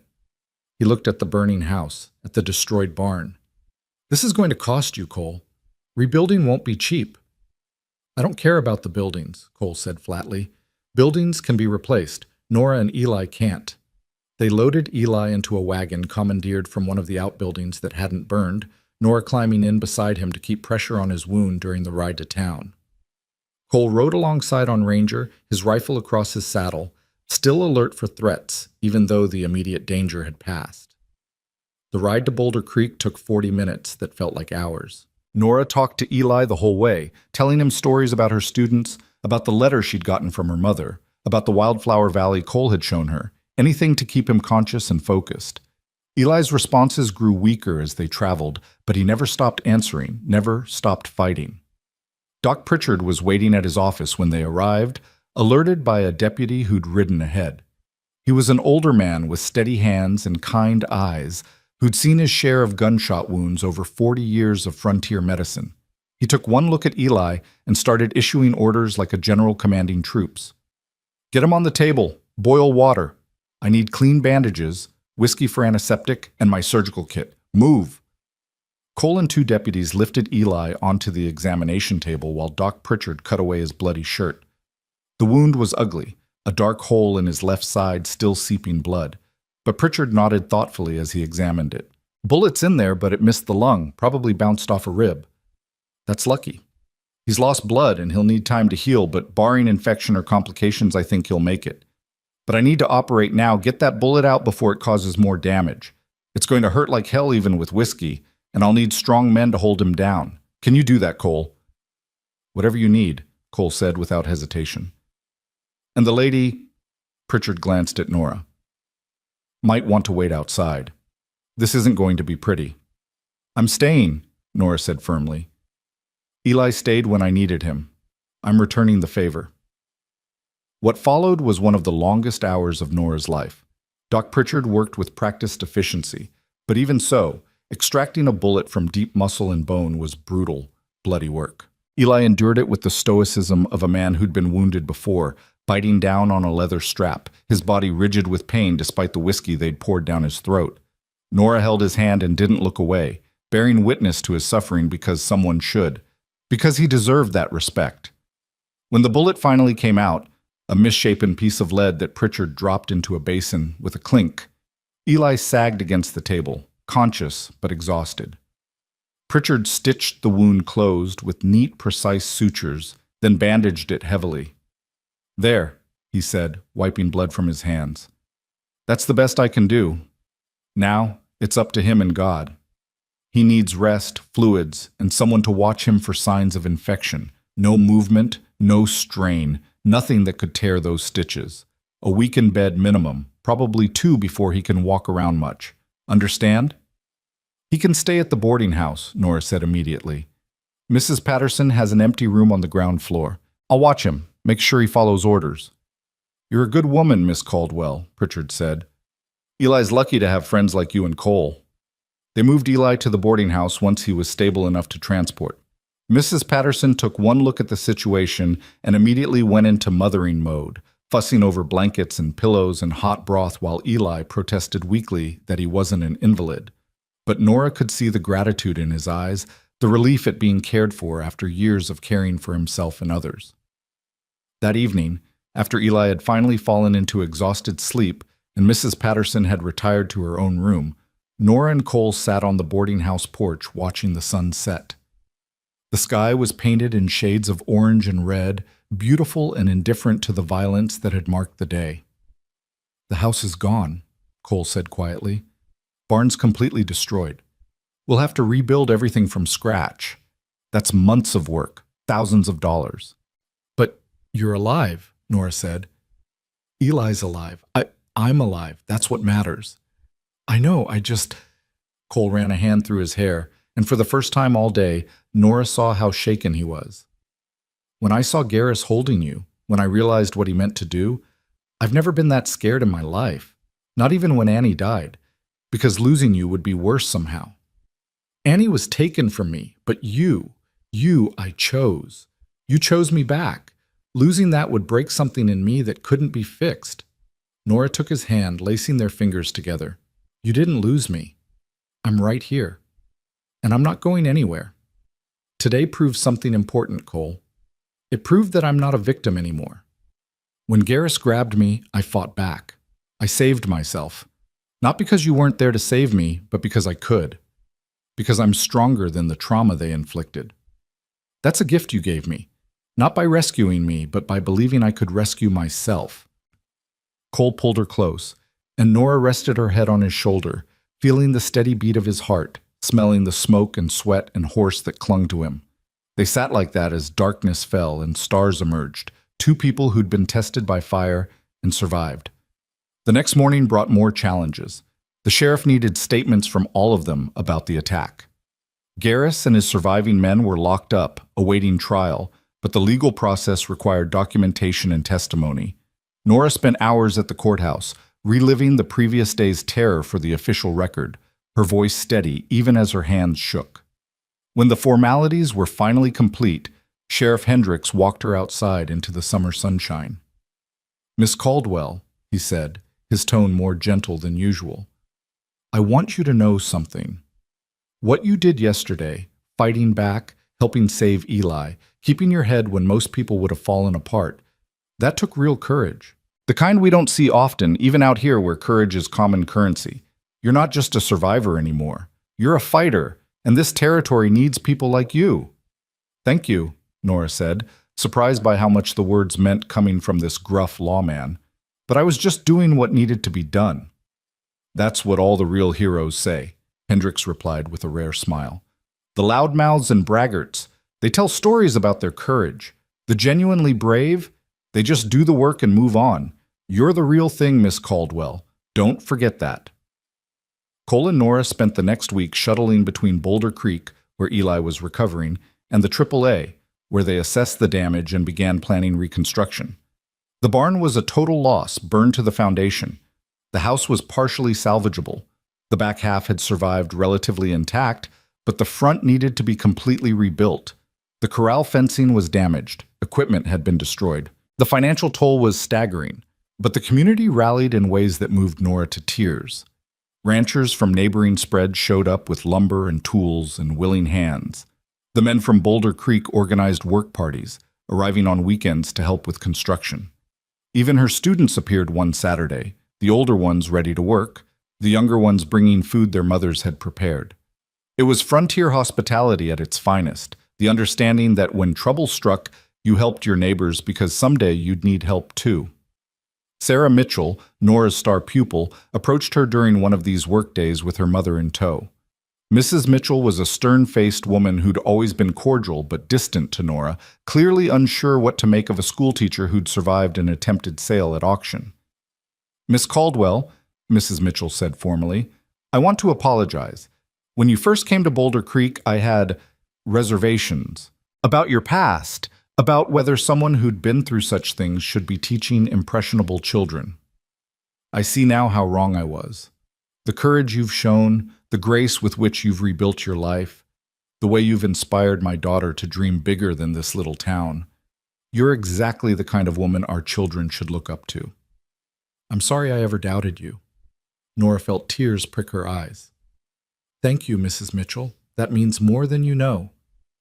"Sarah tells me you're getting married in the fall," Mrs. Mitchell continued, "to Mr. Anders. That's a good man you're getting, Miss Caldwell, and he's getting a remarkable woman. I hope you'll both be very happy." As Mrs. Mitchell walked away, Sarah lingered, her face serious. "Miss Caldwell, when those men came after you, you fought back. You saved yourself. That's what I want to be when I grow up, someone who fights back, who doesn't just accept what the world says she should be." "Thank you for showing me that's possible." "Oh, Sarah," Nora said, pulling the girl into a hug. "You're already that person. You always have been. I just helped you see it." Eli recovered slowly but steadily under Mrs. Patterson's attentive care and Nora's supervision. After 2 weeks, he was walking around, though Doc Pritchard warned him against any strenuous activity for at least another month. Eli chafed at the restriction but obeyed, spending his recovery time reading the books Nora brought him and entertaining Mrs. Patterson's other boarders with stories of his cavalry days.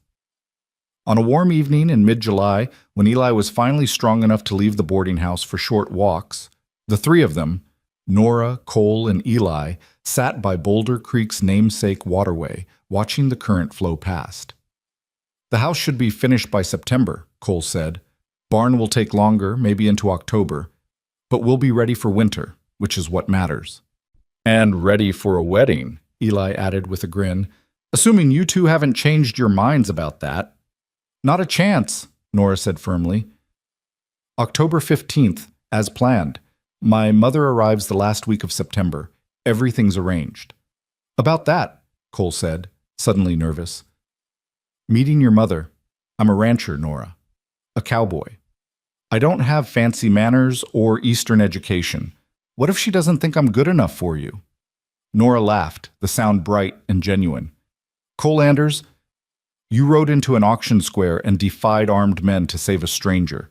You've protected me, supported me, helped me heal from trauma that would have broken most people. You're brave and kind and honest, and you treat me like an equal partner instead of property. If my mother doesn't think you're good enough, then she's not the woman who raised me. But she is, so trust me, she'll love you." "I hope so," Cole muttered, but he was smiling. They sat in comfortable silence for a while, watching the sun paint the water gold and listening to the evening sounds of the town settling in for night. Nora thought about how far she'd come from that terrible day in Silver Creek, how much had changed and how much she'd changed. She wasn't the same woman who'd stood on that auction block, helpless and terrified. That woman had been broken and discarded. The woman she was now had been forged in fire, tested, refined, strengthened. She'd learned that survival wasn't just about enduring trauma, it was about transforming it, using it as fuel for growth instead of letting it become a prison. She'd learned that love didn't make you weak, it made you brave. And she'd learned that freedom wasn't something given, it was something claimed and defended and cherished every single day. "What are you thinking?" Cole asked, watching her face. "I'm thinking about the future," Nora said. "About our wedding, about building a life together, about the children we might have someday, about teaching and ranching and growing old with you in this beautiful, terrible, impossible place. I'm thinking that I'm happy, Cole. Genuinely, deeply happy. And that's something I wasn't sure I'd ever feel again." Cole leaned over and kissed her, gentle and sweet, while Eli diplomatically studied the creek like it was the most fascinating thing he'd ever seen. "I'm happy too," Cole said when they parted. "Happier than I ever thought I deserved to be. And it's because of you, Nora. Because you took the worst thing that ever happened to you and refused to let it define you. You're the strongest person I've ever known." "We're all strong," Nora corrected, glancing at Eli. "We've all survived things that should have destroyed us. That's what makes us family, not blood, not legal contracts, but shared survival and mutual respect and the choice to stand together no matter what comes." "Amen to that," Eli said softly. "Amen to that." The stars came out one by one as they sat together by the water, three people who'd found each other in the aftermath of tragedy and built something worth protecting. Tomorrow would bring new challenges. There were always challenges on the frontier, but tonight they had peace. Tonight they had each other. And that was enough. August melted into September, and with the changing season came a transformation of the AAA ranch that felt almost miraculous. The new barn rose from the ashes of the old, larger and sturdier, built with the collective effort of neighbors who understood that today's help might be tomorrow's salvation. The house took shape gradually, the front portion rebuilt with careful attention to making it not just functional but beautiful, with a proper parlor and an additional bedroom for guests. Cole insisted on quality over speed, and Nora loved him more for it. This wasn't just reconstruction, it was a statement that they were building something meant to last. The work was hard and the days were long, but there was joy in it too. Nora found herself at the ranch more often than in town, helping where she could, cooking meals for the work crews, organizing supplies, becoming in practice, if not yet in law, the lady of the house. The men treated her with a respect that had been earned rather than assumed, asking her opinion on decisions, listening when she spoke, acknowledging that she had as much stake in the ranch's future as Cole did. On a crisp morning in late September, Nora stood on the freshly completed porch and watched the sun rise over the mountains, painting the valley in shades of rose and gold. Behind her, she could hear Cole and Eli discussing the day's work schedule, their voices comfortable and familiar. In 3 days, her mother would arrive on the stagecoach from Helena. In 3 weeks, she would marry Cole in the little church in Boulder Creek. The future she'd once thought impossible stretched before her, solid and real and hers. "You're up early," Cole said, joining her on the porch with 2 cups of coffee. He handed her one and stood beside her, close enough that their shoulders touched. "Nervous about your mother coming?" "A little," Nora admitted. "It's been almost a year since I've seen her. I've changed so much. I hope she still recognizes me." "She'll recognize you," Cole said confidently. "Maybe you've changed on the outside. You're stronger, more confident, more yourself than you probably were in Philadelphia. But the core of who you are, that's the same. That's what she'll see." Nora sipped her coffee and considered his words. He was right, of course. The essential Nora, the woman who valued education and kindness and justice, hadn't changed. She'd just learned to fight for those values instead of assuming they'd be protected by others. "What about you?" she asked. "Are you nervous about meeting her?" Cole was quiet for a moment, then admitted, "Terrified. What if she thinks I'm too rough, too uneducated, too Western? What if she tries to convince you to come back to Philadelphia with her?" "Then I'll tell her no," Nora said simply. "My life is here now, Cole. With you, with Eli, with my students. I love my mother and I'm grateful for everything she's given me, but I'm a grown woman making my own choices. And I choose this. I choose you. Every single time, I choose you." Cole set down his coffee cup and pulled her into his arms, and they stood like that in the dawn light, holding each other, drawing strength from their shared certainty. Whatever challenges lay ahead, and there would always be challenges, they would face them together. The next 3 days passed in a flurry of preparation. The ranch house had to be made presentable for a guest from Philadelphia society, which meant Nora scrubbing floors and washing windows while Cole and Eli made repairs to the guest room furniture and argued about whether curtains were really necessary. Mrs. Patterson contributed fresh linens and advised Nora on proper entertaining, though Nora suspected her mother would be more interested in the substance of her daughter's life than the style of her accommodations. Boulder Creek itself buzzed with anticipation. News had spread that the schoolteacher's mother was coming from back east, and the town had collectively decided this reflected on all of them. The cafe repainted its sign. The general store stocked tea and imported biscuits.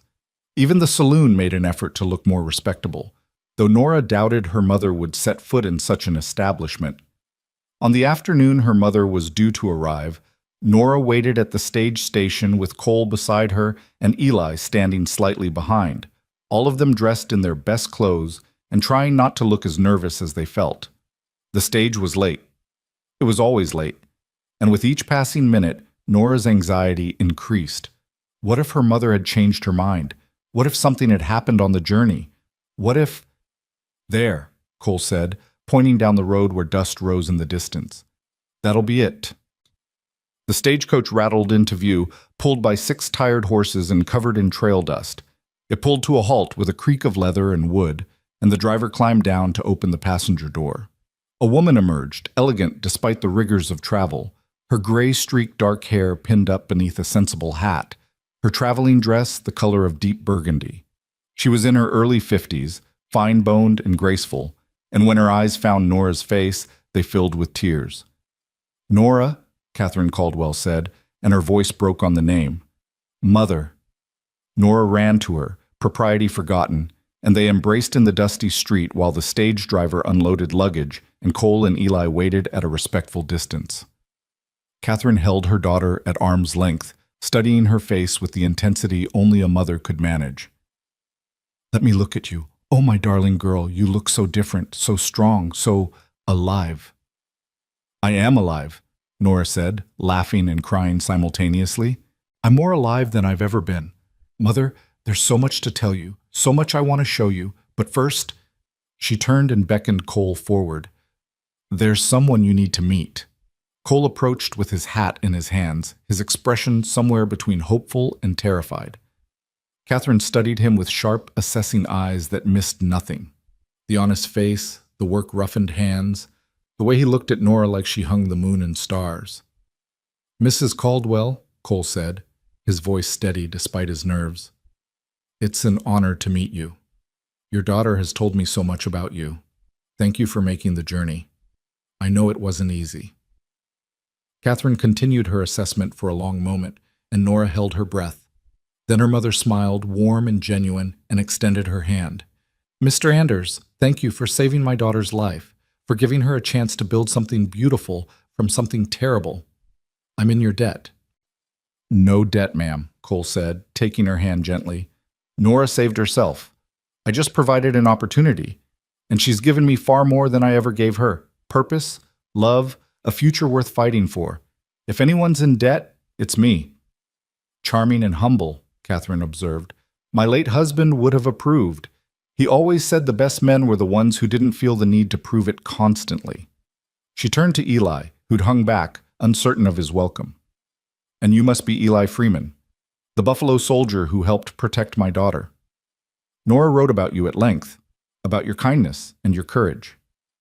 Eli looked startled at being addressed directly, then touched his hat respectfully. "Ma'am, just did what any decent person would do. Your daughter's good people. We're lucky to have her out here." "I think the luck runs both ways," Catherine said warmly. "Now, someone mentioned accommodations. I've been traveling for 3 days, and I'd very much like to wash the dust off and have a decent cup of tea." They took Catherine to the boarding house first, where Mrs. Patterson had prepared the best room and immediately adopted Nora's mother as a co-conspirator in all matters domestic.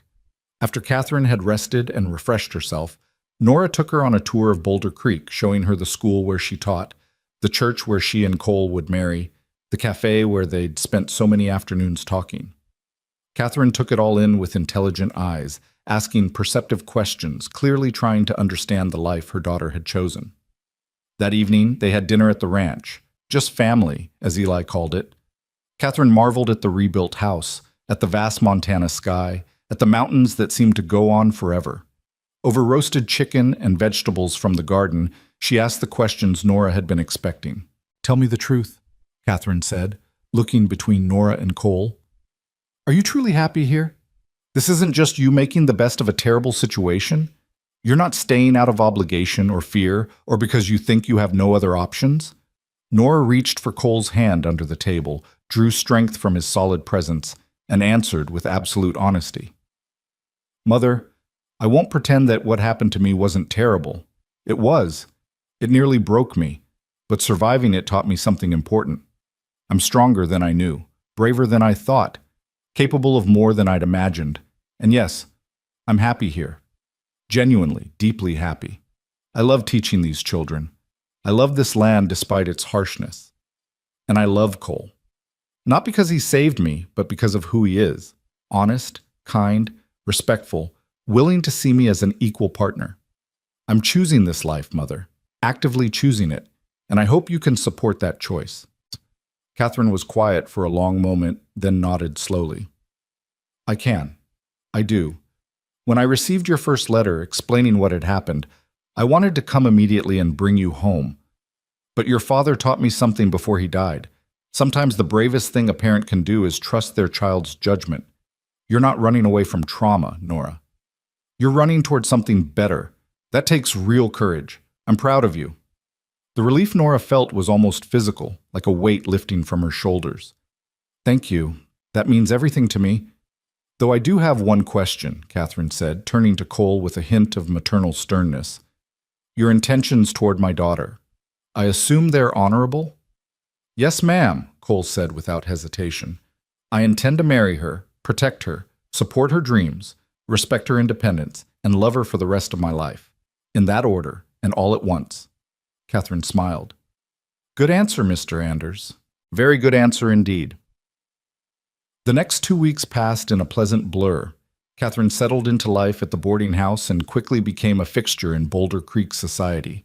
She had tea with Mrs. Patterson and the other town ladies, attended a church social where she charmed the preacher and scandalized the congregation by expressing support for women's suffrage, and even visited Nora's school where she observed a full day of lessons and afterward praised Nora's teaching methods with the authority of someone who recognized excellence when she saw it. She also spent considerable time at the AAA, developing an easy rapport with Eli that made Nora's heart swell.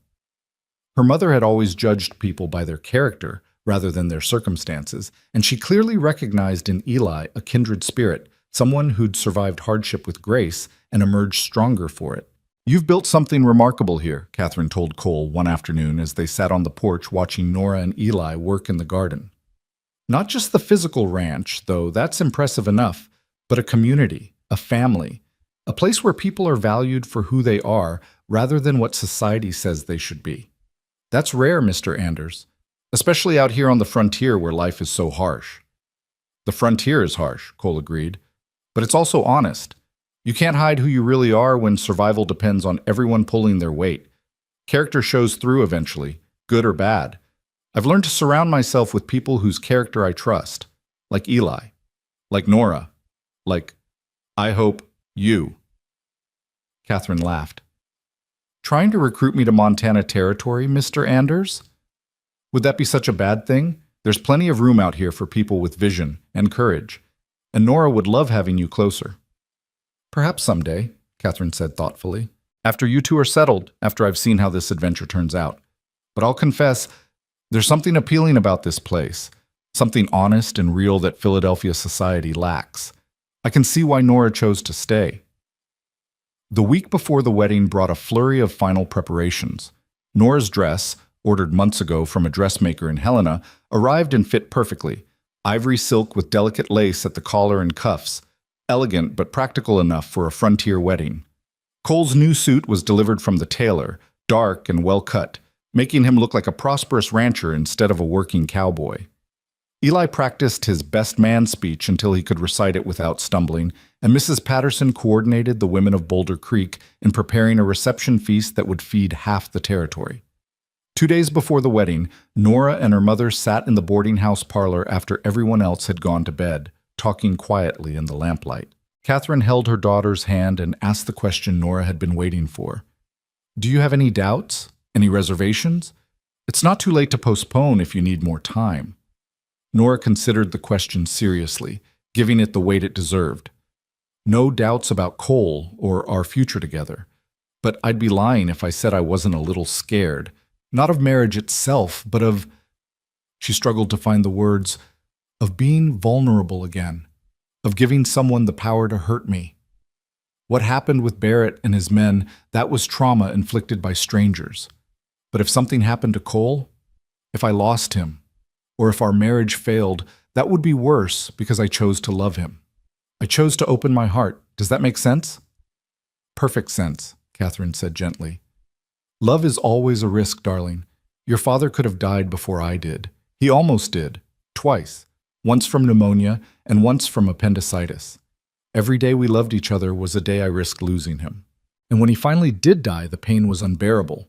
But you know what? I'd risk it all again in a heartbeat. Because a life lived without love, without vulnerability, without opening your heart despite the danger, that's not really living at all. That's just existing. And you deserve more than existence, Nora. You deserve a life filled with joy and love and, yes, risk. Because that's what makes us human." Nora felt tears slip down her cheeks. "I miss him. Father, I wish he could be here to walk me down the aisle. I know, darling, I miss him too. But he would be so proud of you, of your strength, your resilience, your choice to build a good life from terrible circumstances. And he would have liked Cole very much. I know because I like Cole very much. And your father and I always agreed on what mattered in a person." "Will you walk me down the aisle?" Nora asked. "I know it's unconventional, but so is everything else about this wedding. I want you there beside me when I take this step." Catherine's eyes filled with tears. "Nothing would honor me more, my darling girl. Nothing in the world." The morning of October 15th dawned clear and cool, the kind of perfect autumn day that made Montana Territory look like something from a painting. The mountains wore their first dusting of snow, brilliant white against blue sky. The cottonwoods along the creek had turned gold, and when the wind blew, leaves rained down like blessings. Nora woke early in her boarding house room, too excited and nervous to sleep. Mrs. Patterson brought her breakfast on a tray. She was too anxious to eat, but managed a few bites to please the older woman. Catherine helped her dress, fastening the tiny buttons down the back of the wedding gown, arranging her hair in an elegant style that was both sophisticated and simple. "You look beautiful," Catherine said, her voice thick with emotion. "Absolutely radiant. Cole Anders is a lucky man." I'm lucky too," Nora replied, studying herself in the mirror. The woman looking back was different from the one who'd stood on an auction block 14 months ago. That woman had been broken, terrified, stripped of dignity and hope. This woman was whole, strong, ready to claim her future with both hands. The church was packed when they arrived. The whole town turned out to witness the wedding. Nora recognized faces from everywhere, her students and their families, the work crews who'd helped rebuild the ranch, shopkeepers and ranchers and miners, Sheriff Hendricks in his best clothes looking uncomfortable but pleased. Even a few of the working girls from the saloon sat in the back pews, their presence a testament to the respect Nora had earned in Boulder Creek. Cole waited at the altar with Eli beside him, both men looking nervous and proud in their new suits. When Cole saw Nora enter the church on her mother's arm, his face transformed, anxiety giving way to wonder, fear dissolving into love so pure and strong it was almost visible. The ceremony was simple and beautiful. Preacher Morrison kept his remarks brief, speaking about love and commitment and the blessing of finding someone to share life's burdens and joys. When it came time for vows, Cole spoke first, his voice steady despite the emotion in his eyes. "Nora Caldwell, when I met you, you were standing on an auction block, and I was just a man passing through. But something in me recognized something in you, a kindred spirit maybe, or just someone worth fighting for. Since that day, you've taught me what real courage looks like. Not the loud, showy kind, but the quiet determination to heal, to grow, to refuse to let trauma define you. You've made me a better man just by being yourself. And I promise you this, I will spend every day of my life earning the privilege of standing beside you. I will respect your independence, support your dreams, protect you when you need protection, and step back when you need space. I will love you in triumph and in failure, in health and in sickness, in youth and in old age. You belong to yourself, Nora. You always will. But I hope you'll choose to belong with me." Nora's turn came, and she had to pause to compose herself, blinking back tears. "Cole Anders, you gave me back my life when you rode into Silver Creek. But more than that, you gave me back myself. You saw me as a person when others saw merchandise. You believed in my strength when I'd forgotten I had any. You've been patient with my healing, supportive of my ambitions, and you've never once tried to diminish me to make yourself feel bigger. That's rare in any man, but especially in a world that tells men they should dominate and control. You've shown me what partnership looks like, what love looks like, what a good life can be. And I choose you. Not because I need you, though I do love you, but because you make my life richer, fuller, more joyful. I promise to be your partner in all things, your supporter in hard times, your companion in good times. I promise to love you fiercely and honestly, to challenge you when you need it, to comfort you when you hurt. And I promise that no matter what comes, we'll face it together." Preacher Morrison pronounced them husband and wife, and when Cole kissed her, the church erupted in applause and cheers. Nora felt happiness burst through her like sunrise, bright and warm and impossible to contain. The reception was held at the ranch, tables set up in the yard under the cottonwoods with food and drink enough for an army. Someone had a fiddle, and someone else had a guitar, and soon music filled the air and people were dancing despite the autumn chill. Catherine danced with Eli, laughing at something he said. Mrs. Patterson held court among the older women, probably taking credit for the entire romance. Sheriff Hendricks actually smiled, and several people claimed to photograph the rare sight. As evening fell and lanterns were lit, Cole led Nora away from the celebration to the porch of their rebuilt house. Inside, the rooms were ready for them, their bedroom, the guest room where Catherine would stay tonight before returning to the boarding house tomorrow, the parlor with its new furniture, their home, their life. "Happy?" Cole asked, pulling her close. "Deliriously," Nora replied. "Though I keep expecting something to go wrong. That's terrible, isn't it? But I've had so many bad things happen that happiness feels almost suspicious." "Nothing's going wrong," Cole said firmly.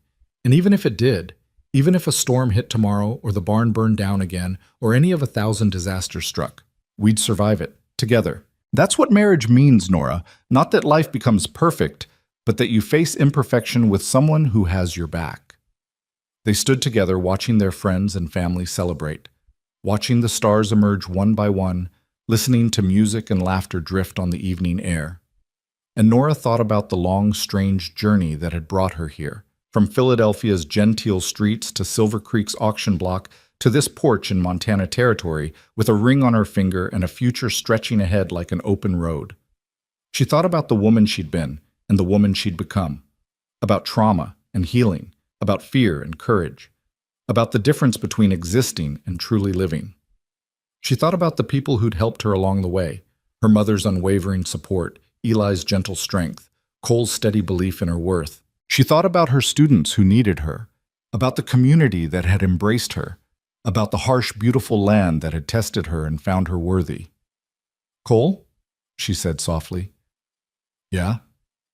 "Thank you for everything, for seeing me when I couldn't see myself, for believing in me when I'd stopped believing, for giving me the space to heal and the support to grow, for loving me not despite my past, but because of who I became through surviving it. Thank you." Cole turned her to face him, his hands framing her face, his ice-blue eyes reflecting the lantern light. "Nora Anders," he said her new name slowly, savoring it. "You never have to thank me for loving you. It's the easiest thing I've ever done. The privilege of my life. And I promise you, the best is yet to come. For both of us. Together." He kissed her then, sweet and deep and full of promise, while around them the celebration continued and the stars wheeled overhead and the future waited like an unopened gift. When they finally rejoined the party, Eli raised his glass in a toast that brought tears to every eye. "To Cole and Nora," he said, his voice carrying across the yard. "Two people who've survived more than most of us can imagine and came out the other side stronger for it. Two people who prove that love isn't about finding someone perfect. It's about finding someone perfect for you. Two people who've built something beautiful from ashes. May their love endure, may their joy multiply, and may they always remember that family isn't just who you're born to, it's who you choose to stand with when the world gets hard. To the bride and groom." "To the bride and groom," the crowd echoed, glasses raised high. And as Nora looked around at the faces of everyone she loved, at the home she'd helped build, at the man who'd become her partner in her choice, she felt something settle in her chest that she hadn't felt in over a year. Peace. Complete, absolute, unshakable peace. The past would always be part of her story, but it no longer defined her. She'd survived. She'd healed. She'd chosen to live fully and love deeply despite every reason to guard her heart. The celebration wound down eventually, guests departing in wagons and on horseback, calling final congratulations and blessings. Catherine retired to her room with a knowing smile, giving the newlyweds their privacy. Eli made himself scarce, claiming he needed to check on something in the barn, though everyone knew it was just an excuse. Finally, it was just Cole and Nora alone in their home on their wedding night. They stood in their bedroom, what a wonderful, terrifying thought, and looked at each other with a mixture of desire and nervousness. "We don't have to," Cole started, but Nora stopped him with a kiss. "I want to," she said. "I'm a little scared, but I want to. With you. Only with you." What followed was tender and awkward and beautiful. Two people learning each other, choosing vulnerability, claiming intimacy as healing rather than trauma. And afterward, lying in Cole's arms with moonlight streaming through the window and the sound of the creek singing its endless song outside, Nora finally understood what freedom really meant. It wasn't just the absence of chains or the ability to make choices. It was this, the right to be fully yourself, to love and be loved, to build a life that reflected your values and dreams. It was the confidence that came from surviving hell and choosing not to let it make you bitter. It was the peace of knowing you were exactly where you belonged, with exactly who you belonged with. "I love you," she whispered into the darkness. "I love you too," Cole replied, his arms tightening around her. "Always will. That's a promise I'll keep every day for the rest of my life." And as sleep finally claimed them both, Nora's last conscious thought was simple and profound. She was home. Not the house, not Montana territory, not any physical place, but this feeling of safety and love and belonging. She traveled thousands of miles and survived unimaginable horrors to find it, but it had been worth every step of the journey. She was home. She was free. She was loved. And tomorrow she'd wake up and start building the rest of her life with the man who'd helped her remember that she was worth fighting for. Tomorrow, and all the tomorrows after that. Morning came softly to the AAA ranch, sunlight filtering through the curtains in patterns of gold and shadow. Nora woke slowly, luxuriously, wrapped in warmth and the unfamiliar weight of Cole's arm across her waist. For a confused moment, she didn't know where she was. Then memory flooded back. The wedding, the celebration, the night, and she smiled against the pillow. Mrs. Nora Anders. The name felt strange and wonderful, like a dress she hadn't quite broken in yet, but knew would fit perfectly with time. Cole stirred beside her, his eyes opening to find hers already watching him. "Morning, wife," he said, his voice rough with sleep but warm with affection. "Morning, husband," Nora replied, testing the word on her tongue. "That's going to take some getting used to." "We've got time. All the time in the world." He kissed her forehead, her nose, her lips, gentle kisses that held promise rather than urgency. "Though we should probably get up soon. Your mother will be wondering if we're planning to sleep all day, and Eli's probably already fed the horses and made breakfast and is waiting very patiently for us to appear so he can pretend he's not curious about how the night went." Nora laughed and swatted his shoulder. "Eli would never pry. Eli wouldn't ask directly, but he'll assess us with those sharp eyes of his and know everything anyway. Man was a scout in the cavalry. He can read tracks that are 3 days old. Reading newlyweds will be child's play." They dressed and emerged to find exactly the scene Cole had predicted. Eli stood at the stove cooking eggs and bacon, trying very hard to look like he wasn't paying attention when they walked into the main room. Catherine sat at the table with coffee and a book, but her eyes lifted immediately to assess her daughter with a mother's knowing gaze. Whatever she saw must have satisfied her because she smiled and returned to her reading without comment. "Morning," Eli said casually, as if this were any other morning. "Coffee's fresh. Breakfast will be ready in a minute. Sleep well?" "Very well, thank you," Nora said primly, though she could feel the blush creeping up her neck. "Good, good. House is solid. New construction sometimes settles and creaks, but I didn't hear any problems." The absolute innocence in his tone was undermined by the twinkle in his eye. Cole poured coffee for himself and Nora while fighting a smile. "The house is perfect, Eli. Your carpentry work is excellent as always." "Well, I had good help." Eli served up plates of food and they all sat down together. Family, Nora thought, this odd assembled family that had formed from tragedy and choice and love. "So what's the plan for today? I imagine you two will want some time alone, being newlyweds and all." "Actually," Catherine said, setting down her book, "I was hoping we might all spend the day together. I leave tomorrow to return to Philadelphia, and I'd like one last day with all of you before I go, if that's not presumptuous." "Not at all," Cole said quickly. "We'd be honored. What would you like to do?" "I'd like to see this wildflower valley Nora's told me about, the secret place where flowers bloom early. I know it's October and there won't be flowers now, but I'd still like to see it, the place that helped my daughter heal." Cole and Nora exchanged glances. That valley was their place, intimate and private, but sharing it with Catherine felt right somehow. A way of including her in this new life, of bridging the gap between past and present. "We can do that," Nora said. "It's beautiful even without the flowers. We'll pack a lunch. Make a day of it."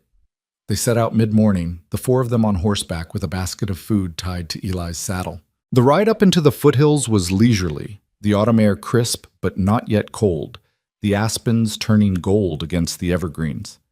Catherine proved to be an excellent rider despite years away from horses, sitting her borrowed mare with the confidence of someone who'd grown up in the country before Philadelphia society had claimed her. The valley opened before them like a cupped hand, the lake in its center reflecting clouds and sky. The wildflowers were long gone, replaced by brown grass and the first hint of winter dormancy. But the beauty remained, stark now instead of lush, but no less profound. "Oh," Catherine breathed, pulling her mare to a halt. "Oh, Nora, I see why you love it. It's like the world is holding its breath here, waiting for spring to come again. They dismounted and walked to the lakeshore, boots crunching on frost-brittle grass. Eli started a small fire and set water to boil for tea, while Cole and Nora showed Catherine around, pointing out where the flowers had been thickest, where they'd first made love, where Cole had proposed. Catherine listened and watched and understood more than was said, the way mothers do. Over lunch, cold chicken and bread and cheese, with hot tea to ward off the chill, Catherine cleared her throat in a way that signaled she had something important to say. "I've been thinking," she began, "about my future, about where I want to spend my remaining years. Philadelphia has been home for so long, but it's also become hollow somehow. All my friends are either dead or diminished by age. The society I once enjoyed now feels frivolous and empty, and my only child, my only family, is here." She looked at Nora with eyes that held both hope and uncertainty. "I know it's a lot to ask, and I don't want to intrude on your new marriage, but I wondered, would you mind if I came back? Permanently? I could buy a small house in Boulder Creek or rent rooms from Mrs. Patterson. I wouldn't be underfoot at the ranch, but I'd be close enough to visit, to know my future grandchildren, to be part of your life in a way I can't be if I'm in Philadelphia." Nora felt her throat tighten with emotion. "Mother, are you serious? You'd really leave Philadelphia? All your memories of father, your whole life?" "My memories of your father live in here," Catherine touched her heart. "Not in a house or a city. And my life is wherever you are, darling. I've realized these past weeks that I don't want to miss watching you build your future. I don't want to receive letters months after important events happen. I want to be here, present, part of the life you're creating, if you'll have me." "If we'll have you?" Nora laughed through tears. "Mother, nothing would make me happier. But are you sure? Montana is harsh. The winters are brutal. Society is nothing like Philadelphia. You'd be giving up so much." "I'd be gaining more," Catherine said simply. "Besides, I'm tougher than I look. I raised you, didn't I? Survived your father's death, managed on a pension that barely covered expenses, navigated Philadelphia society's judgment when we lost our money. I think I can handle Montana weather and frontier manners." Cole spoke up, his voice warm. "Mrs. Caldwell, you'd be welcome here. More than welcome. And if you did want to be closer to the ranch instead of in town, we're planning to expand the house next summer anyway. We could build you a separate cottage on the property, your own space, your own independence, but close enough for family dinners and helping with grandchildren when they eventually come along." "A cottage," Catherine repeated thoughtfully. "With a garden, perhaps? I've always wanted a proper garden, but Philadelphia's climate is difficult." "Anything you want," Cole said. "Montana summers are short but intense. You could grow vegetables, flowers, herbs, whatever your heart desires." Eli added his support quietly. "Be nice having another educated person around, someone to discuss books and philosophy with. Cole and Nora are sharp as tacks, but they're young. You and we've got the perspective of age, could have some interesting conversations." Catherine smiled at him, and something passed between them, understanding, maybe, or the beginning of friendship between two people who'd survived loss and loneliness. "I'd like that very much, Mr. Freeman." "Eli, please. We're going to be family, apparently. Might as well use first names." They spent the rest of the afternoon in the valley, talking and planning, weaving Catherine into their future with the ease of people who genuinely wanted her there. By the time they rode back to the ranch, it was settled. Catherine would return to Philadelphia to arrange her affairs, sell the house, ship her belongings, say her goodbyes, and come back to Montana in the spring. She'd stay with Mrs. Patterson until the cottage was built, then move into her own space on the AAA property. Close, but not too close. Family, but independent. Perfect.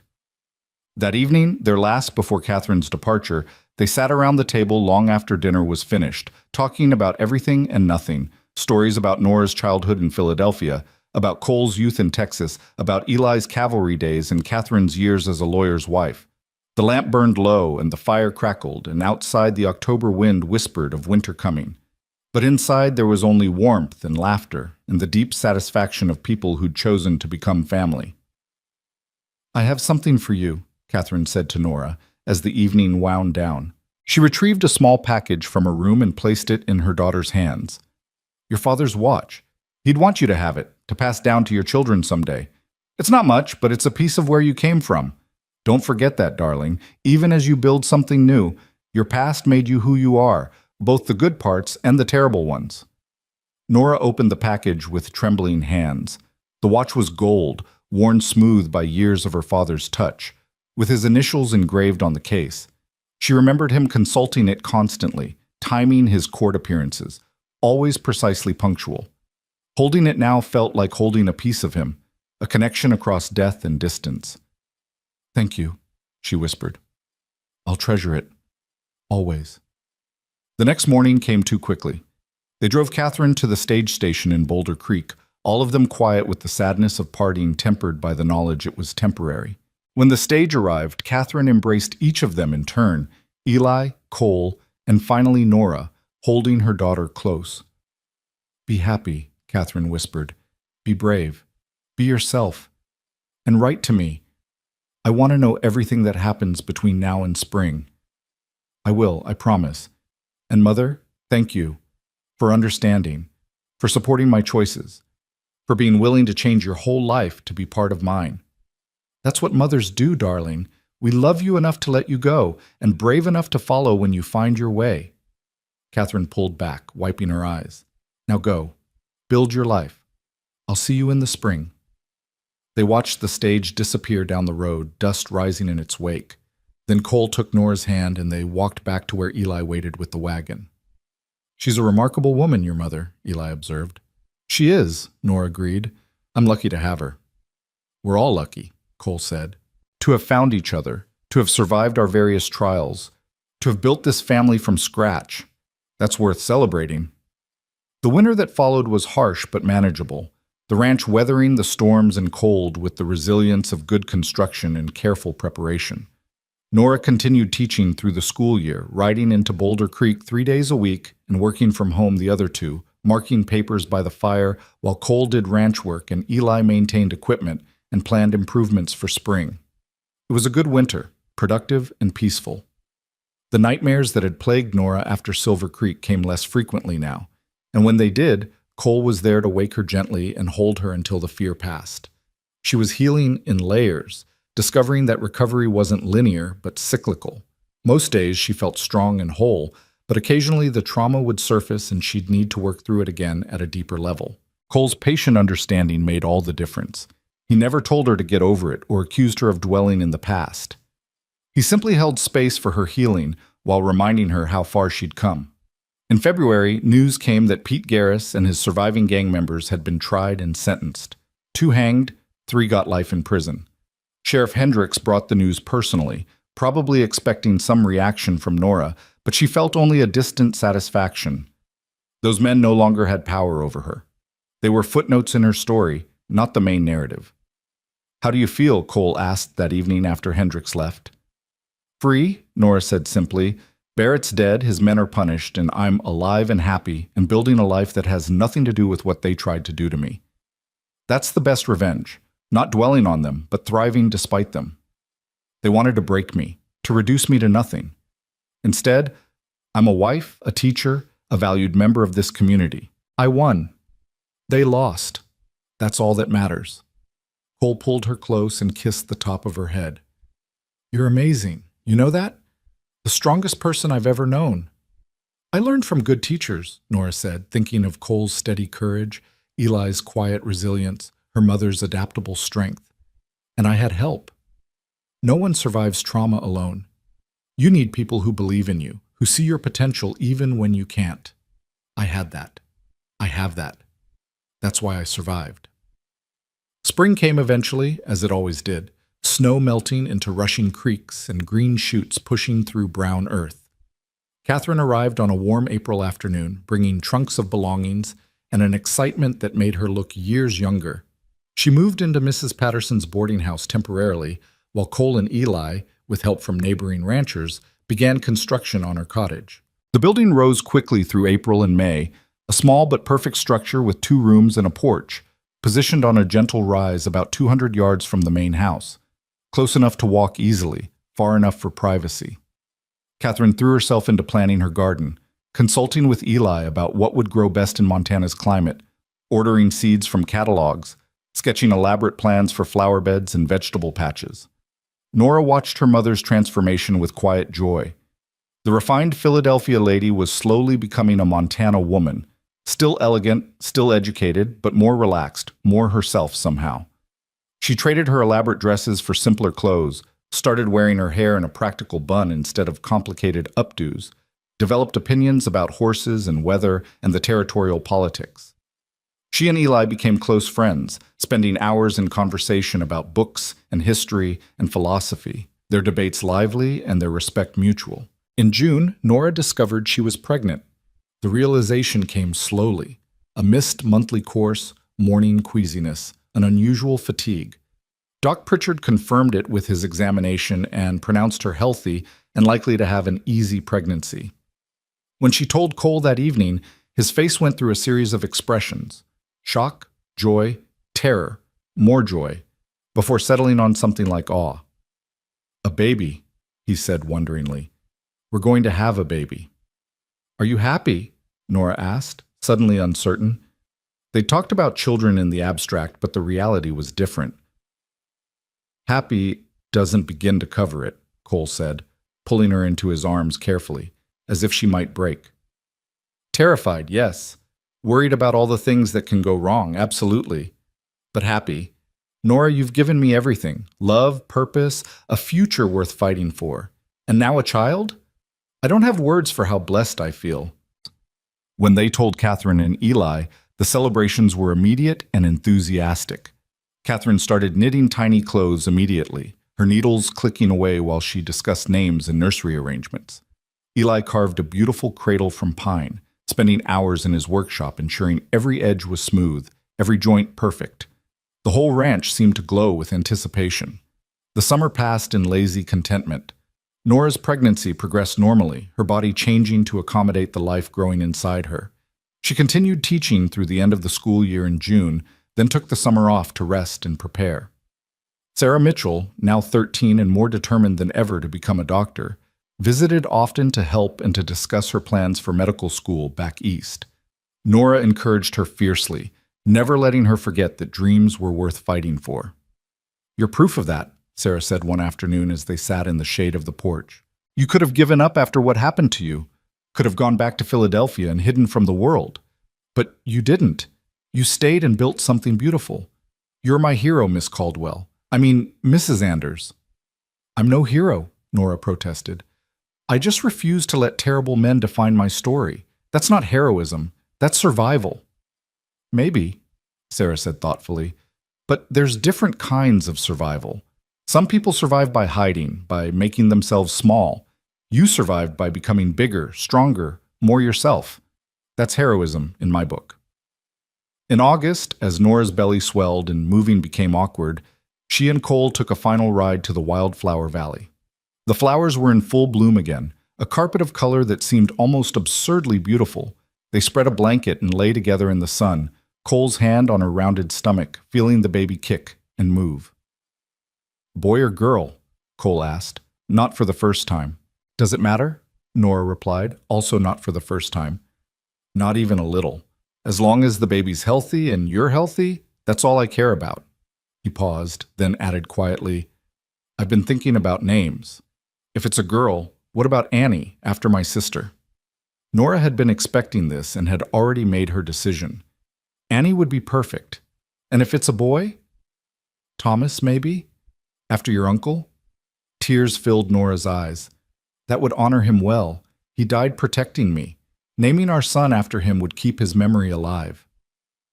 They lay together in the flowers, making plans and dreaming dreams, two people who'd survived terrible things and chosen to build beauty from ashes. Above them, hawks circled on thermal currents. Around them, bees worked the flowers with single-minded dedication. And inside Nora, their child grew, a perfect symbol of hope and futurity and love's ability to create new life even in the aftermath of trauma. September arrived, and with it came labor. It started early one morning, a tightening across her belly that woke Nora from sleep. She lay quiet for a while, timing the contractions like Doc Pritchard had taught her, waiting until they were close enough and strong enough to warrant waking Cole. When she finally did, He went immediately into a controlled panic, simultaneously efficient and terrified, getting her comfortable while sending Eli to fetch the doctor and Catherine rushing over from her cottage. The labor lasted through the day and into the evening, long hours of increasing pain punctuated by Catherine's calm encouragement and Doc Pritchard's clinical competence. Cole stayed by her side the entire time, letting her squeeze his hand hard enough to leave bruises, wiping her forehead with cool cloths, whispering encouragement and love and promises that it would be over soon, that she was doing beautifully, that he was so proud of her. As the sun set and lanterns were lit around the bedroom, the baby finally came, a girl, red-faced and screaming with vigorous lungs and a full head of dark hair. Doc Pritchard cleaned her and wrapped her in soft blankets, then placed her in Nora's arms. "Say hello to your daughter," he said with a smile. Nora looked down at the tiny face, at the small fingers already grasping at air, and felt her heart expand in ways she hadn't known were possible. This was her daughter, hers and Cole's, a new person, innocent and perfect, with her whole life ahead of her. "Hello, Annie," Nora whispered. "Welcome to the world. We've been waiting for you." Cole leaned over them both, his face wet with tears he didn't bother hiding. "She's perfect, absolutely perfect. You're perfect. God, Nora, you're amazing. Bringing life into the world. I've never seen anything more beautiful." Catherine stood nearby with her own tears flowing freely, and even Eli, waiting anxiously in the main room, could be heard letting out a whoop of joy when Doc Pritchard emerged to announce the birth of a healthy girl. The days after Annie's birth passed in a blur of exhaustion and euphoria. Nora learned to nurse, to change diapers, to function on 2 hours of sleep. Cole proved to be a surprisingly natural father, patient with middle-of-the-night crying, gentle in his handling of something so small and fragile. Catherine helped constantly, and Eli carved toys and sang old cavalry songs that somehow soothed the baby when nothing else would. When Annie was 2 weeks old, they held a small baptism at the Boulder Creek Church. The whole town turned out. It seemed everyone wanted to see the baby and celebrate with the family that had become such a fixture in the community. Preacher Morrison blessed the child and spoke about new beginnings and the grace of God in providing hope after hardship. Afterward, at the reception at the ranch, Nora stood on the porch holding her daughter and looking out over the valley that had become home. Cole stood beside her, his arm around her waist. Catherine and Eli were inside with the guests, probably arguing good-naturedly about something inconsequential. The barn stood strong and solid. The house glowed with lamplight and laughter. The mountains rose eternal in the distance. "What are you thinking?" Cole asked softly, not wanting to wake the sleeping baby. "I'm thinking about the journey," Nora said. "About where I started and where I am now. About standing on that auction block in Silver Creek, thinking my life was over, and now standing here with a husband who loves me and a daughter in my arms and a family I chose. It's almost too much to process." "You've come so far," Cole agreed. "Further than most people could have. You took the worst day of your life and refused to let it be your last good day. That takes incredible strength." "Not just strength," Nora corrected. "It took help. It took you riding into that square and saying those words that changed everything. She belongs only to herself. Do you remember?" "Of course I remember. I meant every word then, and I mean them now. You do belong to yourself, Nora. This life you've built, this is yours. I'm just lucky enough to share it." Nora shifted the baby to one arm and took Cole's hand with the other. "No, this life is ours. We built it together. You and me and Eli and my mother and everyone who helped along the way. That's what I want Annie to know as she grows up, that we're stronger together than we could ever be alone. That family isn't just blood, it's choice. And that no matter what terrible things happen, you can survive and heal and build something beautiful on the other side." Cole kissed her forehead. "She'll know. We'll teach her. We'll teach her about courage and kindness and resilience. We'll teach her that she belongs to herself, that she has worth beyond what anyone else says. We'll teach her your story and my story and Eli's story and your mother's story, all the stories of survival and strength that brought us to this moment."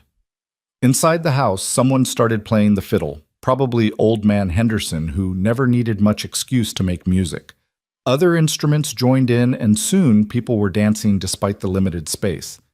Through the window, Nora could see her mother laughing at something Eli said. could see her students and their families, could see Sheriff Hendricks actually trying to dance with Mrs. Patterson, could see the whole community that had embraced her and become her people. "Cole," Nora said. "Yeah?" "I'm happy. Deeply, completely, bone-deep happy. And I know life isn't always going to be this perfect. There will be hard times ahead. There always are. But right now, in this moment, I want to remember what this feels like. To be safe and loved and holding our daughter while our family celebrates inside. This is what I survived for, this moment right here." "Then let's stay in it a while longer," Cole said. "The party can go on without us for a few more minutes." They stood together in the gathering darkness, watching the stars emerge one by one, listening to music and laughter drift from the house. Annie slept peacefully in her mother's arms, innocent of the story that had brought her into being, the trauma and triumph and transformation that had preceded her existence. She would grow up strong and free. Nora would make sure of that. She would grow up knowing her own worth, claiming her own story, belonging only to herself while surrounded by people who loved her. A year later, Nora stood in almost the same spot holding a second child, a son named Thomas Daniel Anders, born on a cool April morning with his father's ice-blue eyes and his mother's determined chin. Annie, now 14 months old, toddled around the porch with Eli supervising, her laughter bright as bells. Catherine worked in her garden, coaxing vegetables and flowers from the Montana soil with patient expertise. And Cole was in the barn with neighbors, helping shoe horses and discussing the upcoming spring planting. Life had settled into patterns, rhythms of work and family and community. Nora had returned to teaching part-time, bringing both children with her to school where they were collectively spoiled by students who competed for the privilege of holding the babies. Sarah Mitchell had left for medical school in Boston, her departure both heartbreaking and triumphant, proof that dreams could be achieved with determination and support. The ranch thrived under Cole's management and Eli's hard work. Catherine had become a fixture in Boulder Creek society, organizing a lending library and a women's reading group that tackled subjects most frontier towns wouldn't touch. It was an ordinary life in many ways, full of ordinary challenges, teething babies and sick livestock and harsh weather and the constant work required to survive in Montana territory. But it was also extraordinary because it was chosen, claimed, built deliberately by people who'd refused to let trauma define them. On their second wedding anniversary, Cole and Nora rode out to the Wildflower Valley one last time before winter closed in. They brought both children, Annie riding in front of Cole and baby Thomas secured in a sling against Nora's chest. Eli and Catherine came too, making it a family outing, bringing food and blankets and plenty of patience for the slow pace required with small children. The valley was in its autumn phase again, flowers gone, but beautiful in the stark way of approaching winter. They picnicked by the lake while the children napped, talking quietly about the past 2 years and the years to come. "Do you ever think about Silver Creek?" Eli asked Nora. "About that day and everything that followed?" Nora considered the question seriously. "Sometimes. Less often now than I used to. When I do think about it, it's different than before. It's not the trauma I remember most clearly. It's Cole's face when he rode into that square. The sound of his voice saying I belonged to myself. The moment I realized I was going to survive. Those are the memories that matter now, not the fear and pain, but the courage and rescue and healing." "That's growth," Catherine observed. "True healing isn't forgetting the trauma. It's integrating it into your story in a way that doesn't dominate the narrative. You've done that, darling. You've taken something terrible and transmuted it into strength." "We all have," Nora said, looking around at her chosen family. Cole lost his sister but found purpose in protecting others. Eli survived slavery and war and created a life of dignity and respect. Mother, you lost your husband and your social standing but rebuilt yourself into someone even stronger. We're all survivors here. That's what binds us. Cole spoke up, his voice thoughtful. "I used to think the most important moment of my life was riding into Silver Creek, that everything before was prologue and everything after was epilogue to that single act. But I've realized that's wrong. The important moments aren't singular, they're cumulative. Every day I choose to be a good husband, a good father, a good man. Every day you choose to teach and love and grow. Every day Eli chooses to be here supporting us. Every day Catherine chooses to be part of this life. Those daily choices, that's what builds a life worth living." "Spoken like a wise man," Eli said with a grin. "You've come a long way from the angry cowboy who rode into Silver Creek looking for vengeance disguised as justice." "I learned from good teachers," Cole echoed Nora's words from years earlier, and they smiled at each other with the understanding of people who'd grown together. As the sun set and they prepared to return to the ranch, Annie woke from her nap and toddled to the lake's edge, fascinated by her reflection in the still water. Nora watched her daughter, fearless, curious, absolutely certain of her safety and worth, and felt profound gratitude. This child would never stand on an auction block, would never be told she was property, would never doubt that she belonged to herself.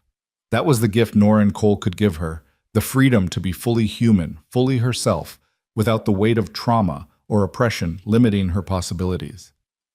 "Thank you," Nora said to Cole as they loaded the children for the ride home. "For what?" "For everything. For riding into Silver Creek. For seeing me as human when others saw merchandise. For patience with my healing. For building this life with me. For Annie and Thomas. For every day and every choice that brought us here. Thank you." Cole took her face in his hands and kissed her with the tenderness of someone who understood how precious and fragile happiness could be. "You never have to thank me for loving you, Nora Anders. It's the greatest privilege of my life, the easiest choice I've ever made, and I'd make it again every single day, forever."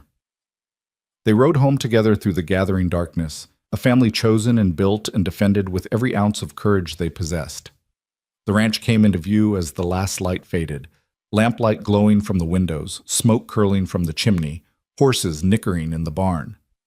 Home. Hard-won, fiercely protected, absolutely theirs. That night, after the children were asleep and Catherine had returned to her cottage and Eli had retired to his room, Nora and Cole sat on their porch in the cold autumn air, wrapped in blankets, watching the stars. "Tell me something true," Nora said, a game they'd developed, a way of maintaining intimacy and honesty, even as daily life threatened to make them complacent. "Something true," Cole repeated thoughtfully. "I'm not afraid anymore. For the longest time after Annie died, I lived with this constant fear that everyone I loved would be taken from me. That fear drove me to Silver Creek, drove me to save you. But somewhere along the way, maybe when we got married, maybe when Annie was born, maybe just gradually over time, that fear dissolved. I'm not afraid anymore because I trust that whatever happens, we'll face it together, and that's enough." "My turn," Nora said. "Something true. I forgive them. Barrett and his men, everyone who hurt me or tried to hurt me, not because they deserve forgiveness, but because I deserve freedom. Carrying hatred and fear and anger, that's just another way of being imprisoned by them. So I forgive them and I release them from my story. They're footnotes now, not chapters, and that feels like the final step in healing." They sat in silence for a while, processing these truths, honoring them. Then Cole spoke again. "One more truth, the most important one. I love you, Nora Anders. I loved you when I first saw you on that auction block, and I knew, just knew, that you mattered. I loved you through your healing and your struggles and your triumphs. I love you now as the mother of my children, as my partner, as the strongest person I've ever known. And I'll love you when we're old and gray and sitting on this same porch watching our grandchildren play. That love is the truest thing I know. It's the foundation everything else is built on." Nora leaned her head on his shoulder, feeling the steady beat of his heart, breathing in the familiar scent of him, horse and leather and home. "I love you too," she whispered, "more than I have words for. You gave me back my life when you said I belonged only to myself. But the truth is, I choose to belong with you. Not to you, but with you. As your equal, your partner, your choice, just as you're mine. And that belonging, that chosen, intentional belonging, that's the greatest gift of all." The stars wheeled overhead, indifferent and eternal. The mountains stood sentinel in the darkness. The creek sang its endless song. And on the porch of the AAA ranch, two people who'd survived impossible things sat together in perfect contentment, having built from tragedy something beautiful and lasting and true. Years would pass. Children would grow. Challenges would come and be overcome. Sarah Mitchell would become doctor. Sarah Mitchell and returned to Montana to practice medicine. proving that dreams backed by determination could indeed come true. Eli would live to see his 70th birthday, celebrated with a party that drew people from 3 territories. Catherine would publish a memoir about frontier life that would become a minor bestseller back east. The ranch would expand and prosper, eventually spanning 2,000 acres. But the essential truth established on that October night in 1878 when Cole rode into Silver Creek would remain unchanged. Nora Caldwell Anders belonged to herself. She'd claimed that truth in blood and tears and determination. She'd defended it against men who tried to reduce her to property. She'd built a life on it, raised children in it, created a legacy from it. And every year on the anniversary of that terrible day in Silver Creek, she and Cole would ride to the Wildflower Valley and sit by the lake, remembering where they'd been and celebrating where they were. Remembering the woman on the auction block and honoring the woman she'd become. Remembering the cowboy who'd spoken 6 words that changed everything. She belongs only to herself. Those words had been true then. They remain true now. They would be true forever, passed down to children and grandchildren as a family creed, a reminder that freedom was something claimed and defended and cherished every single day. The story that began with terror and trauma ended with love and triumph, not because the trauma was erased or forgotten, but because Nora had refused to let it be the final word. She'd written her own ending, chosen her own path, built her own family, and in doing so, she'd proven something essential, that survival isn't enough. Healing is possible, joy is achievable, and sometimes, if you're very lucky and very brave, the worst day of your life can be the beginning of the best chapter.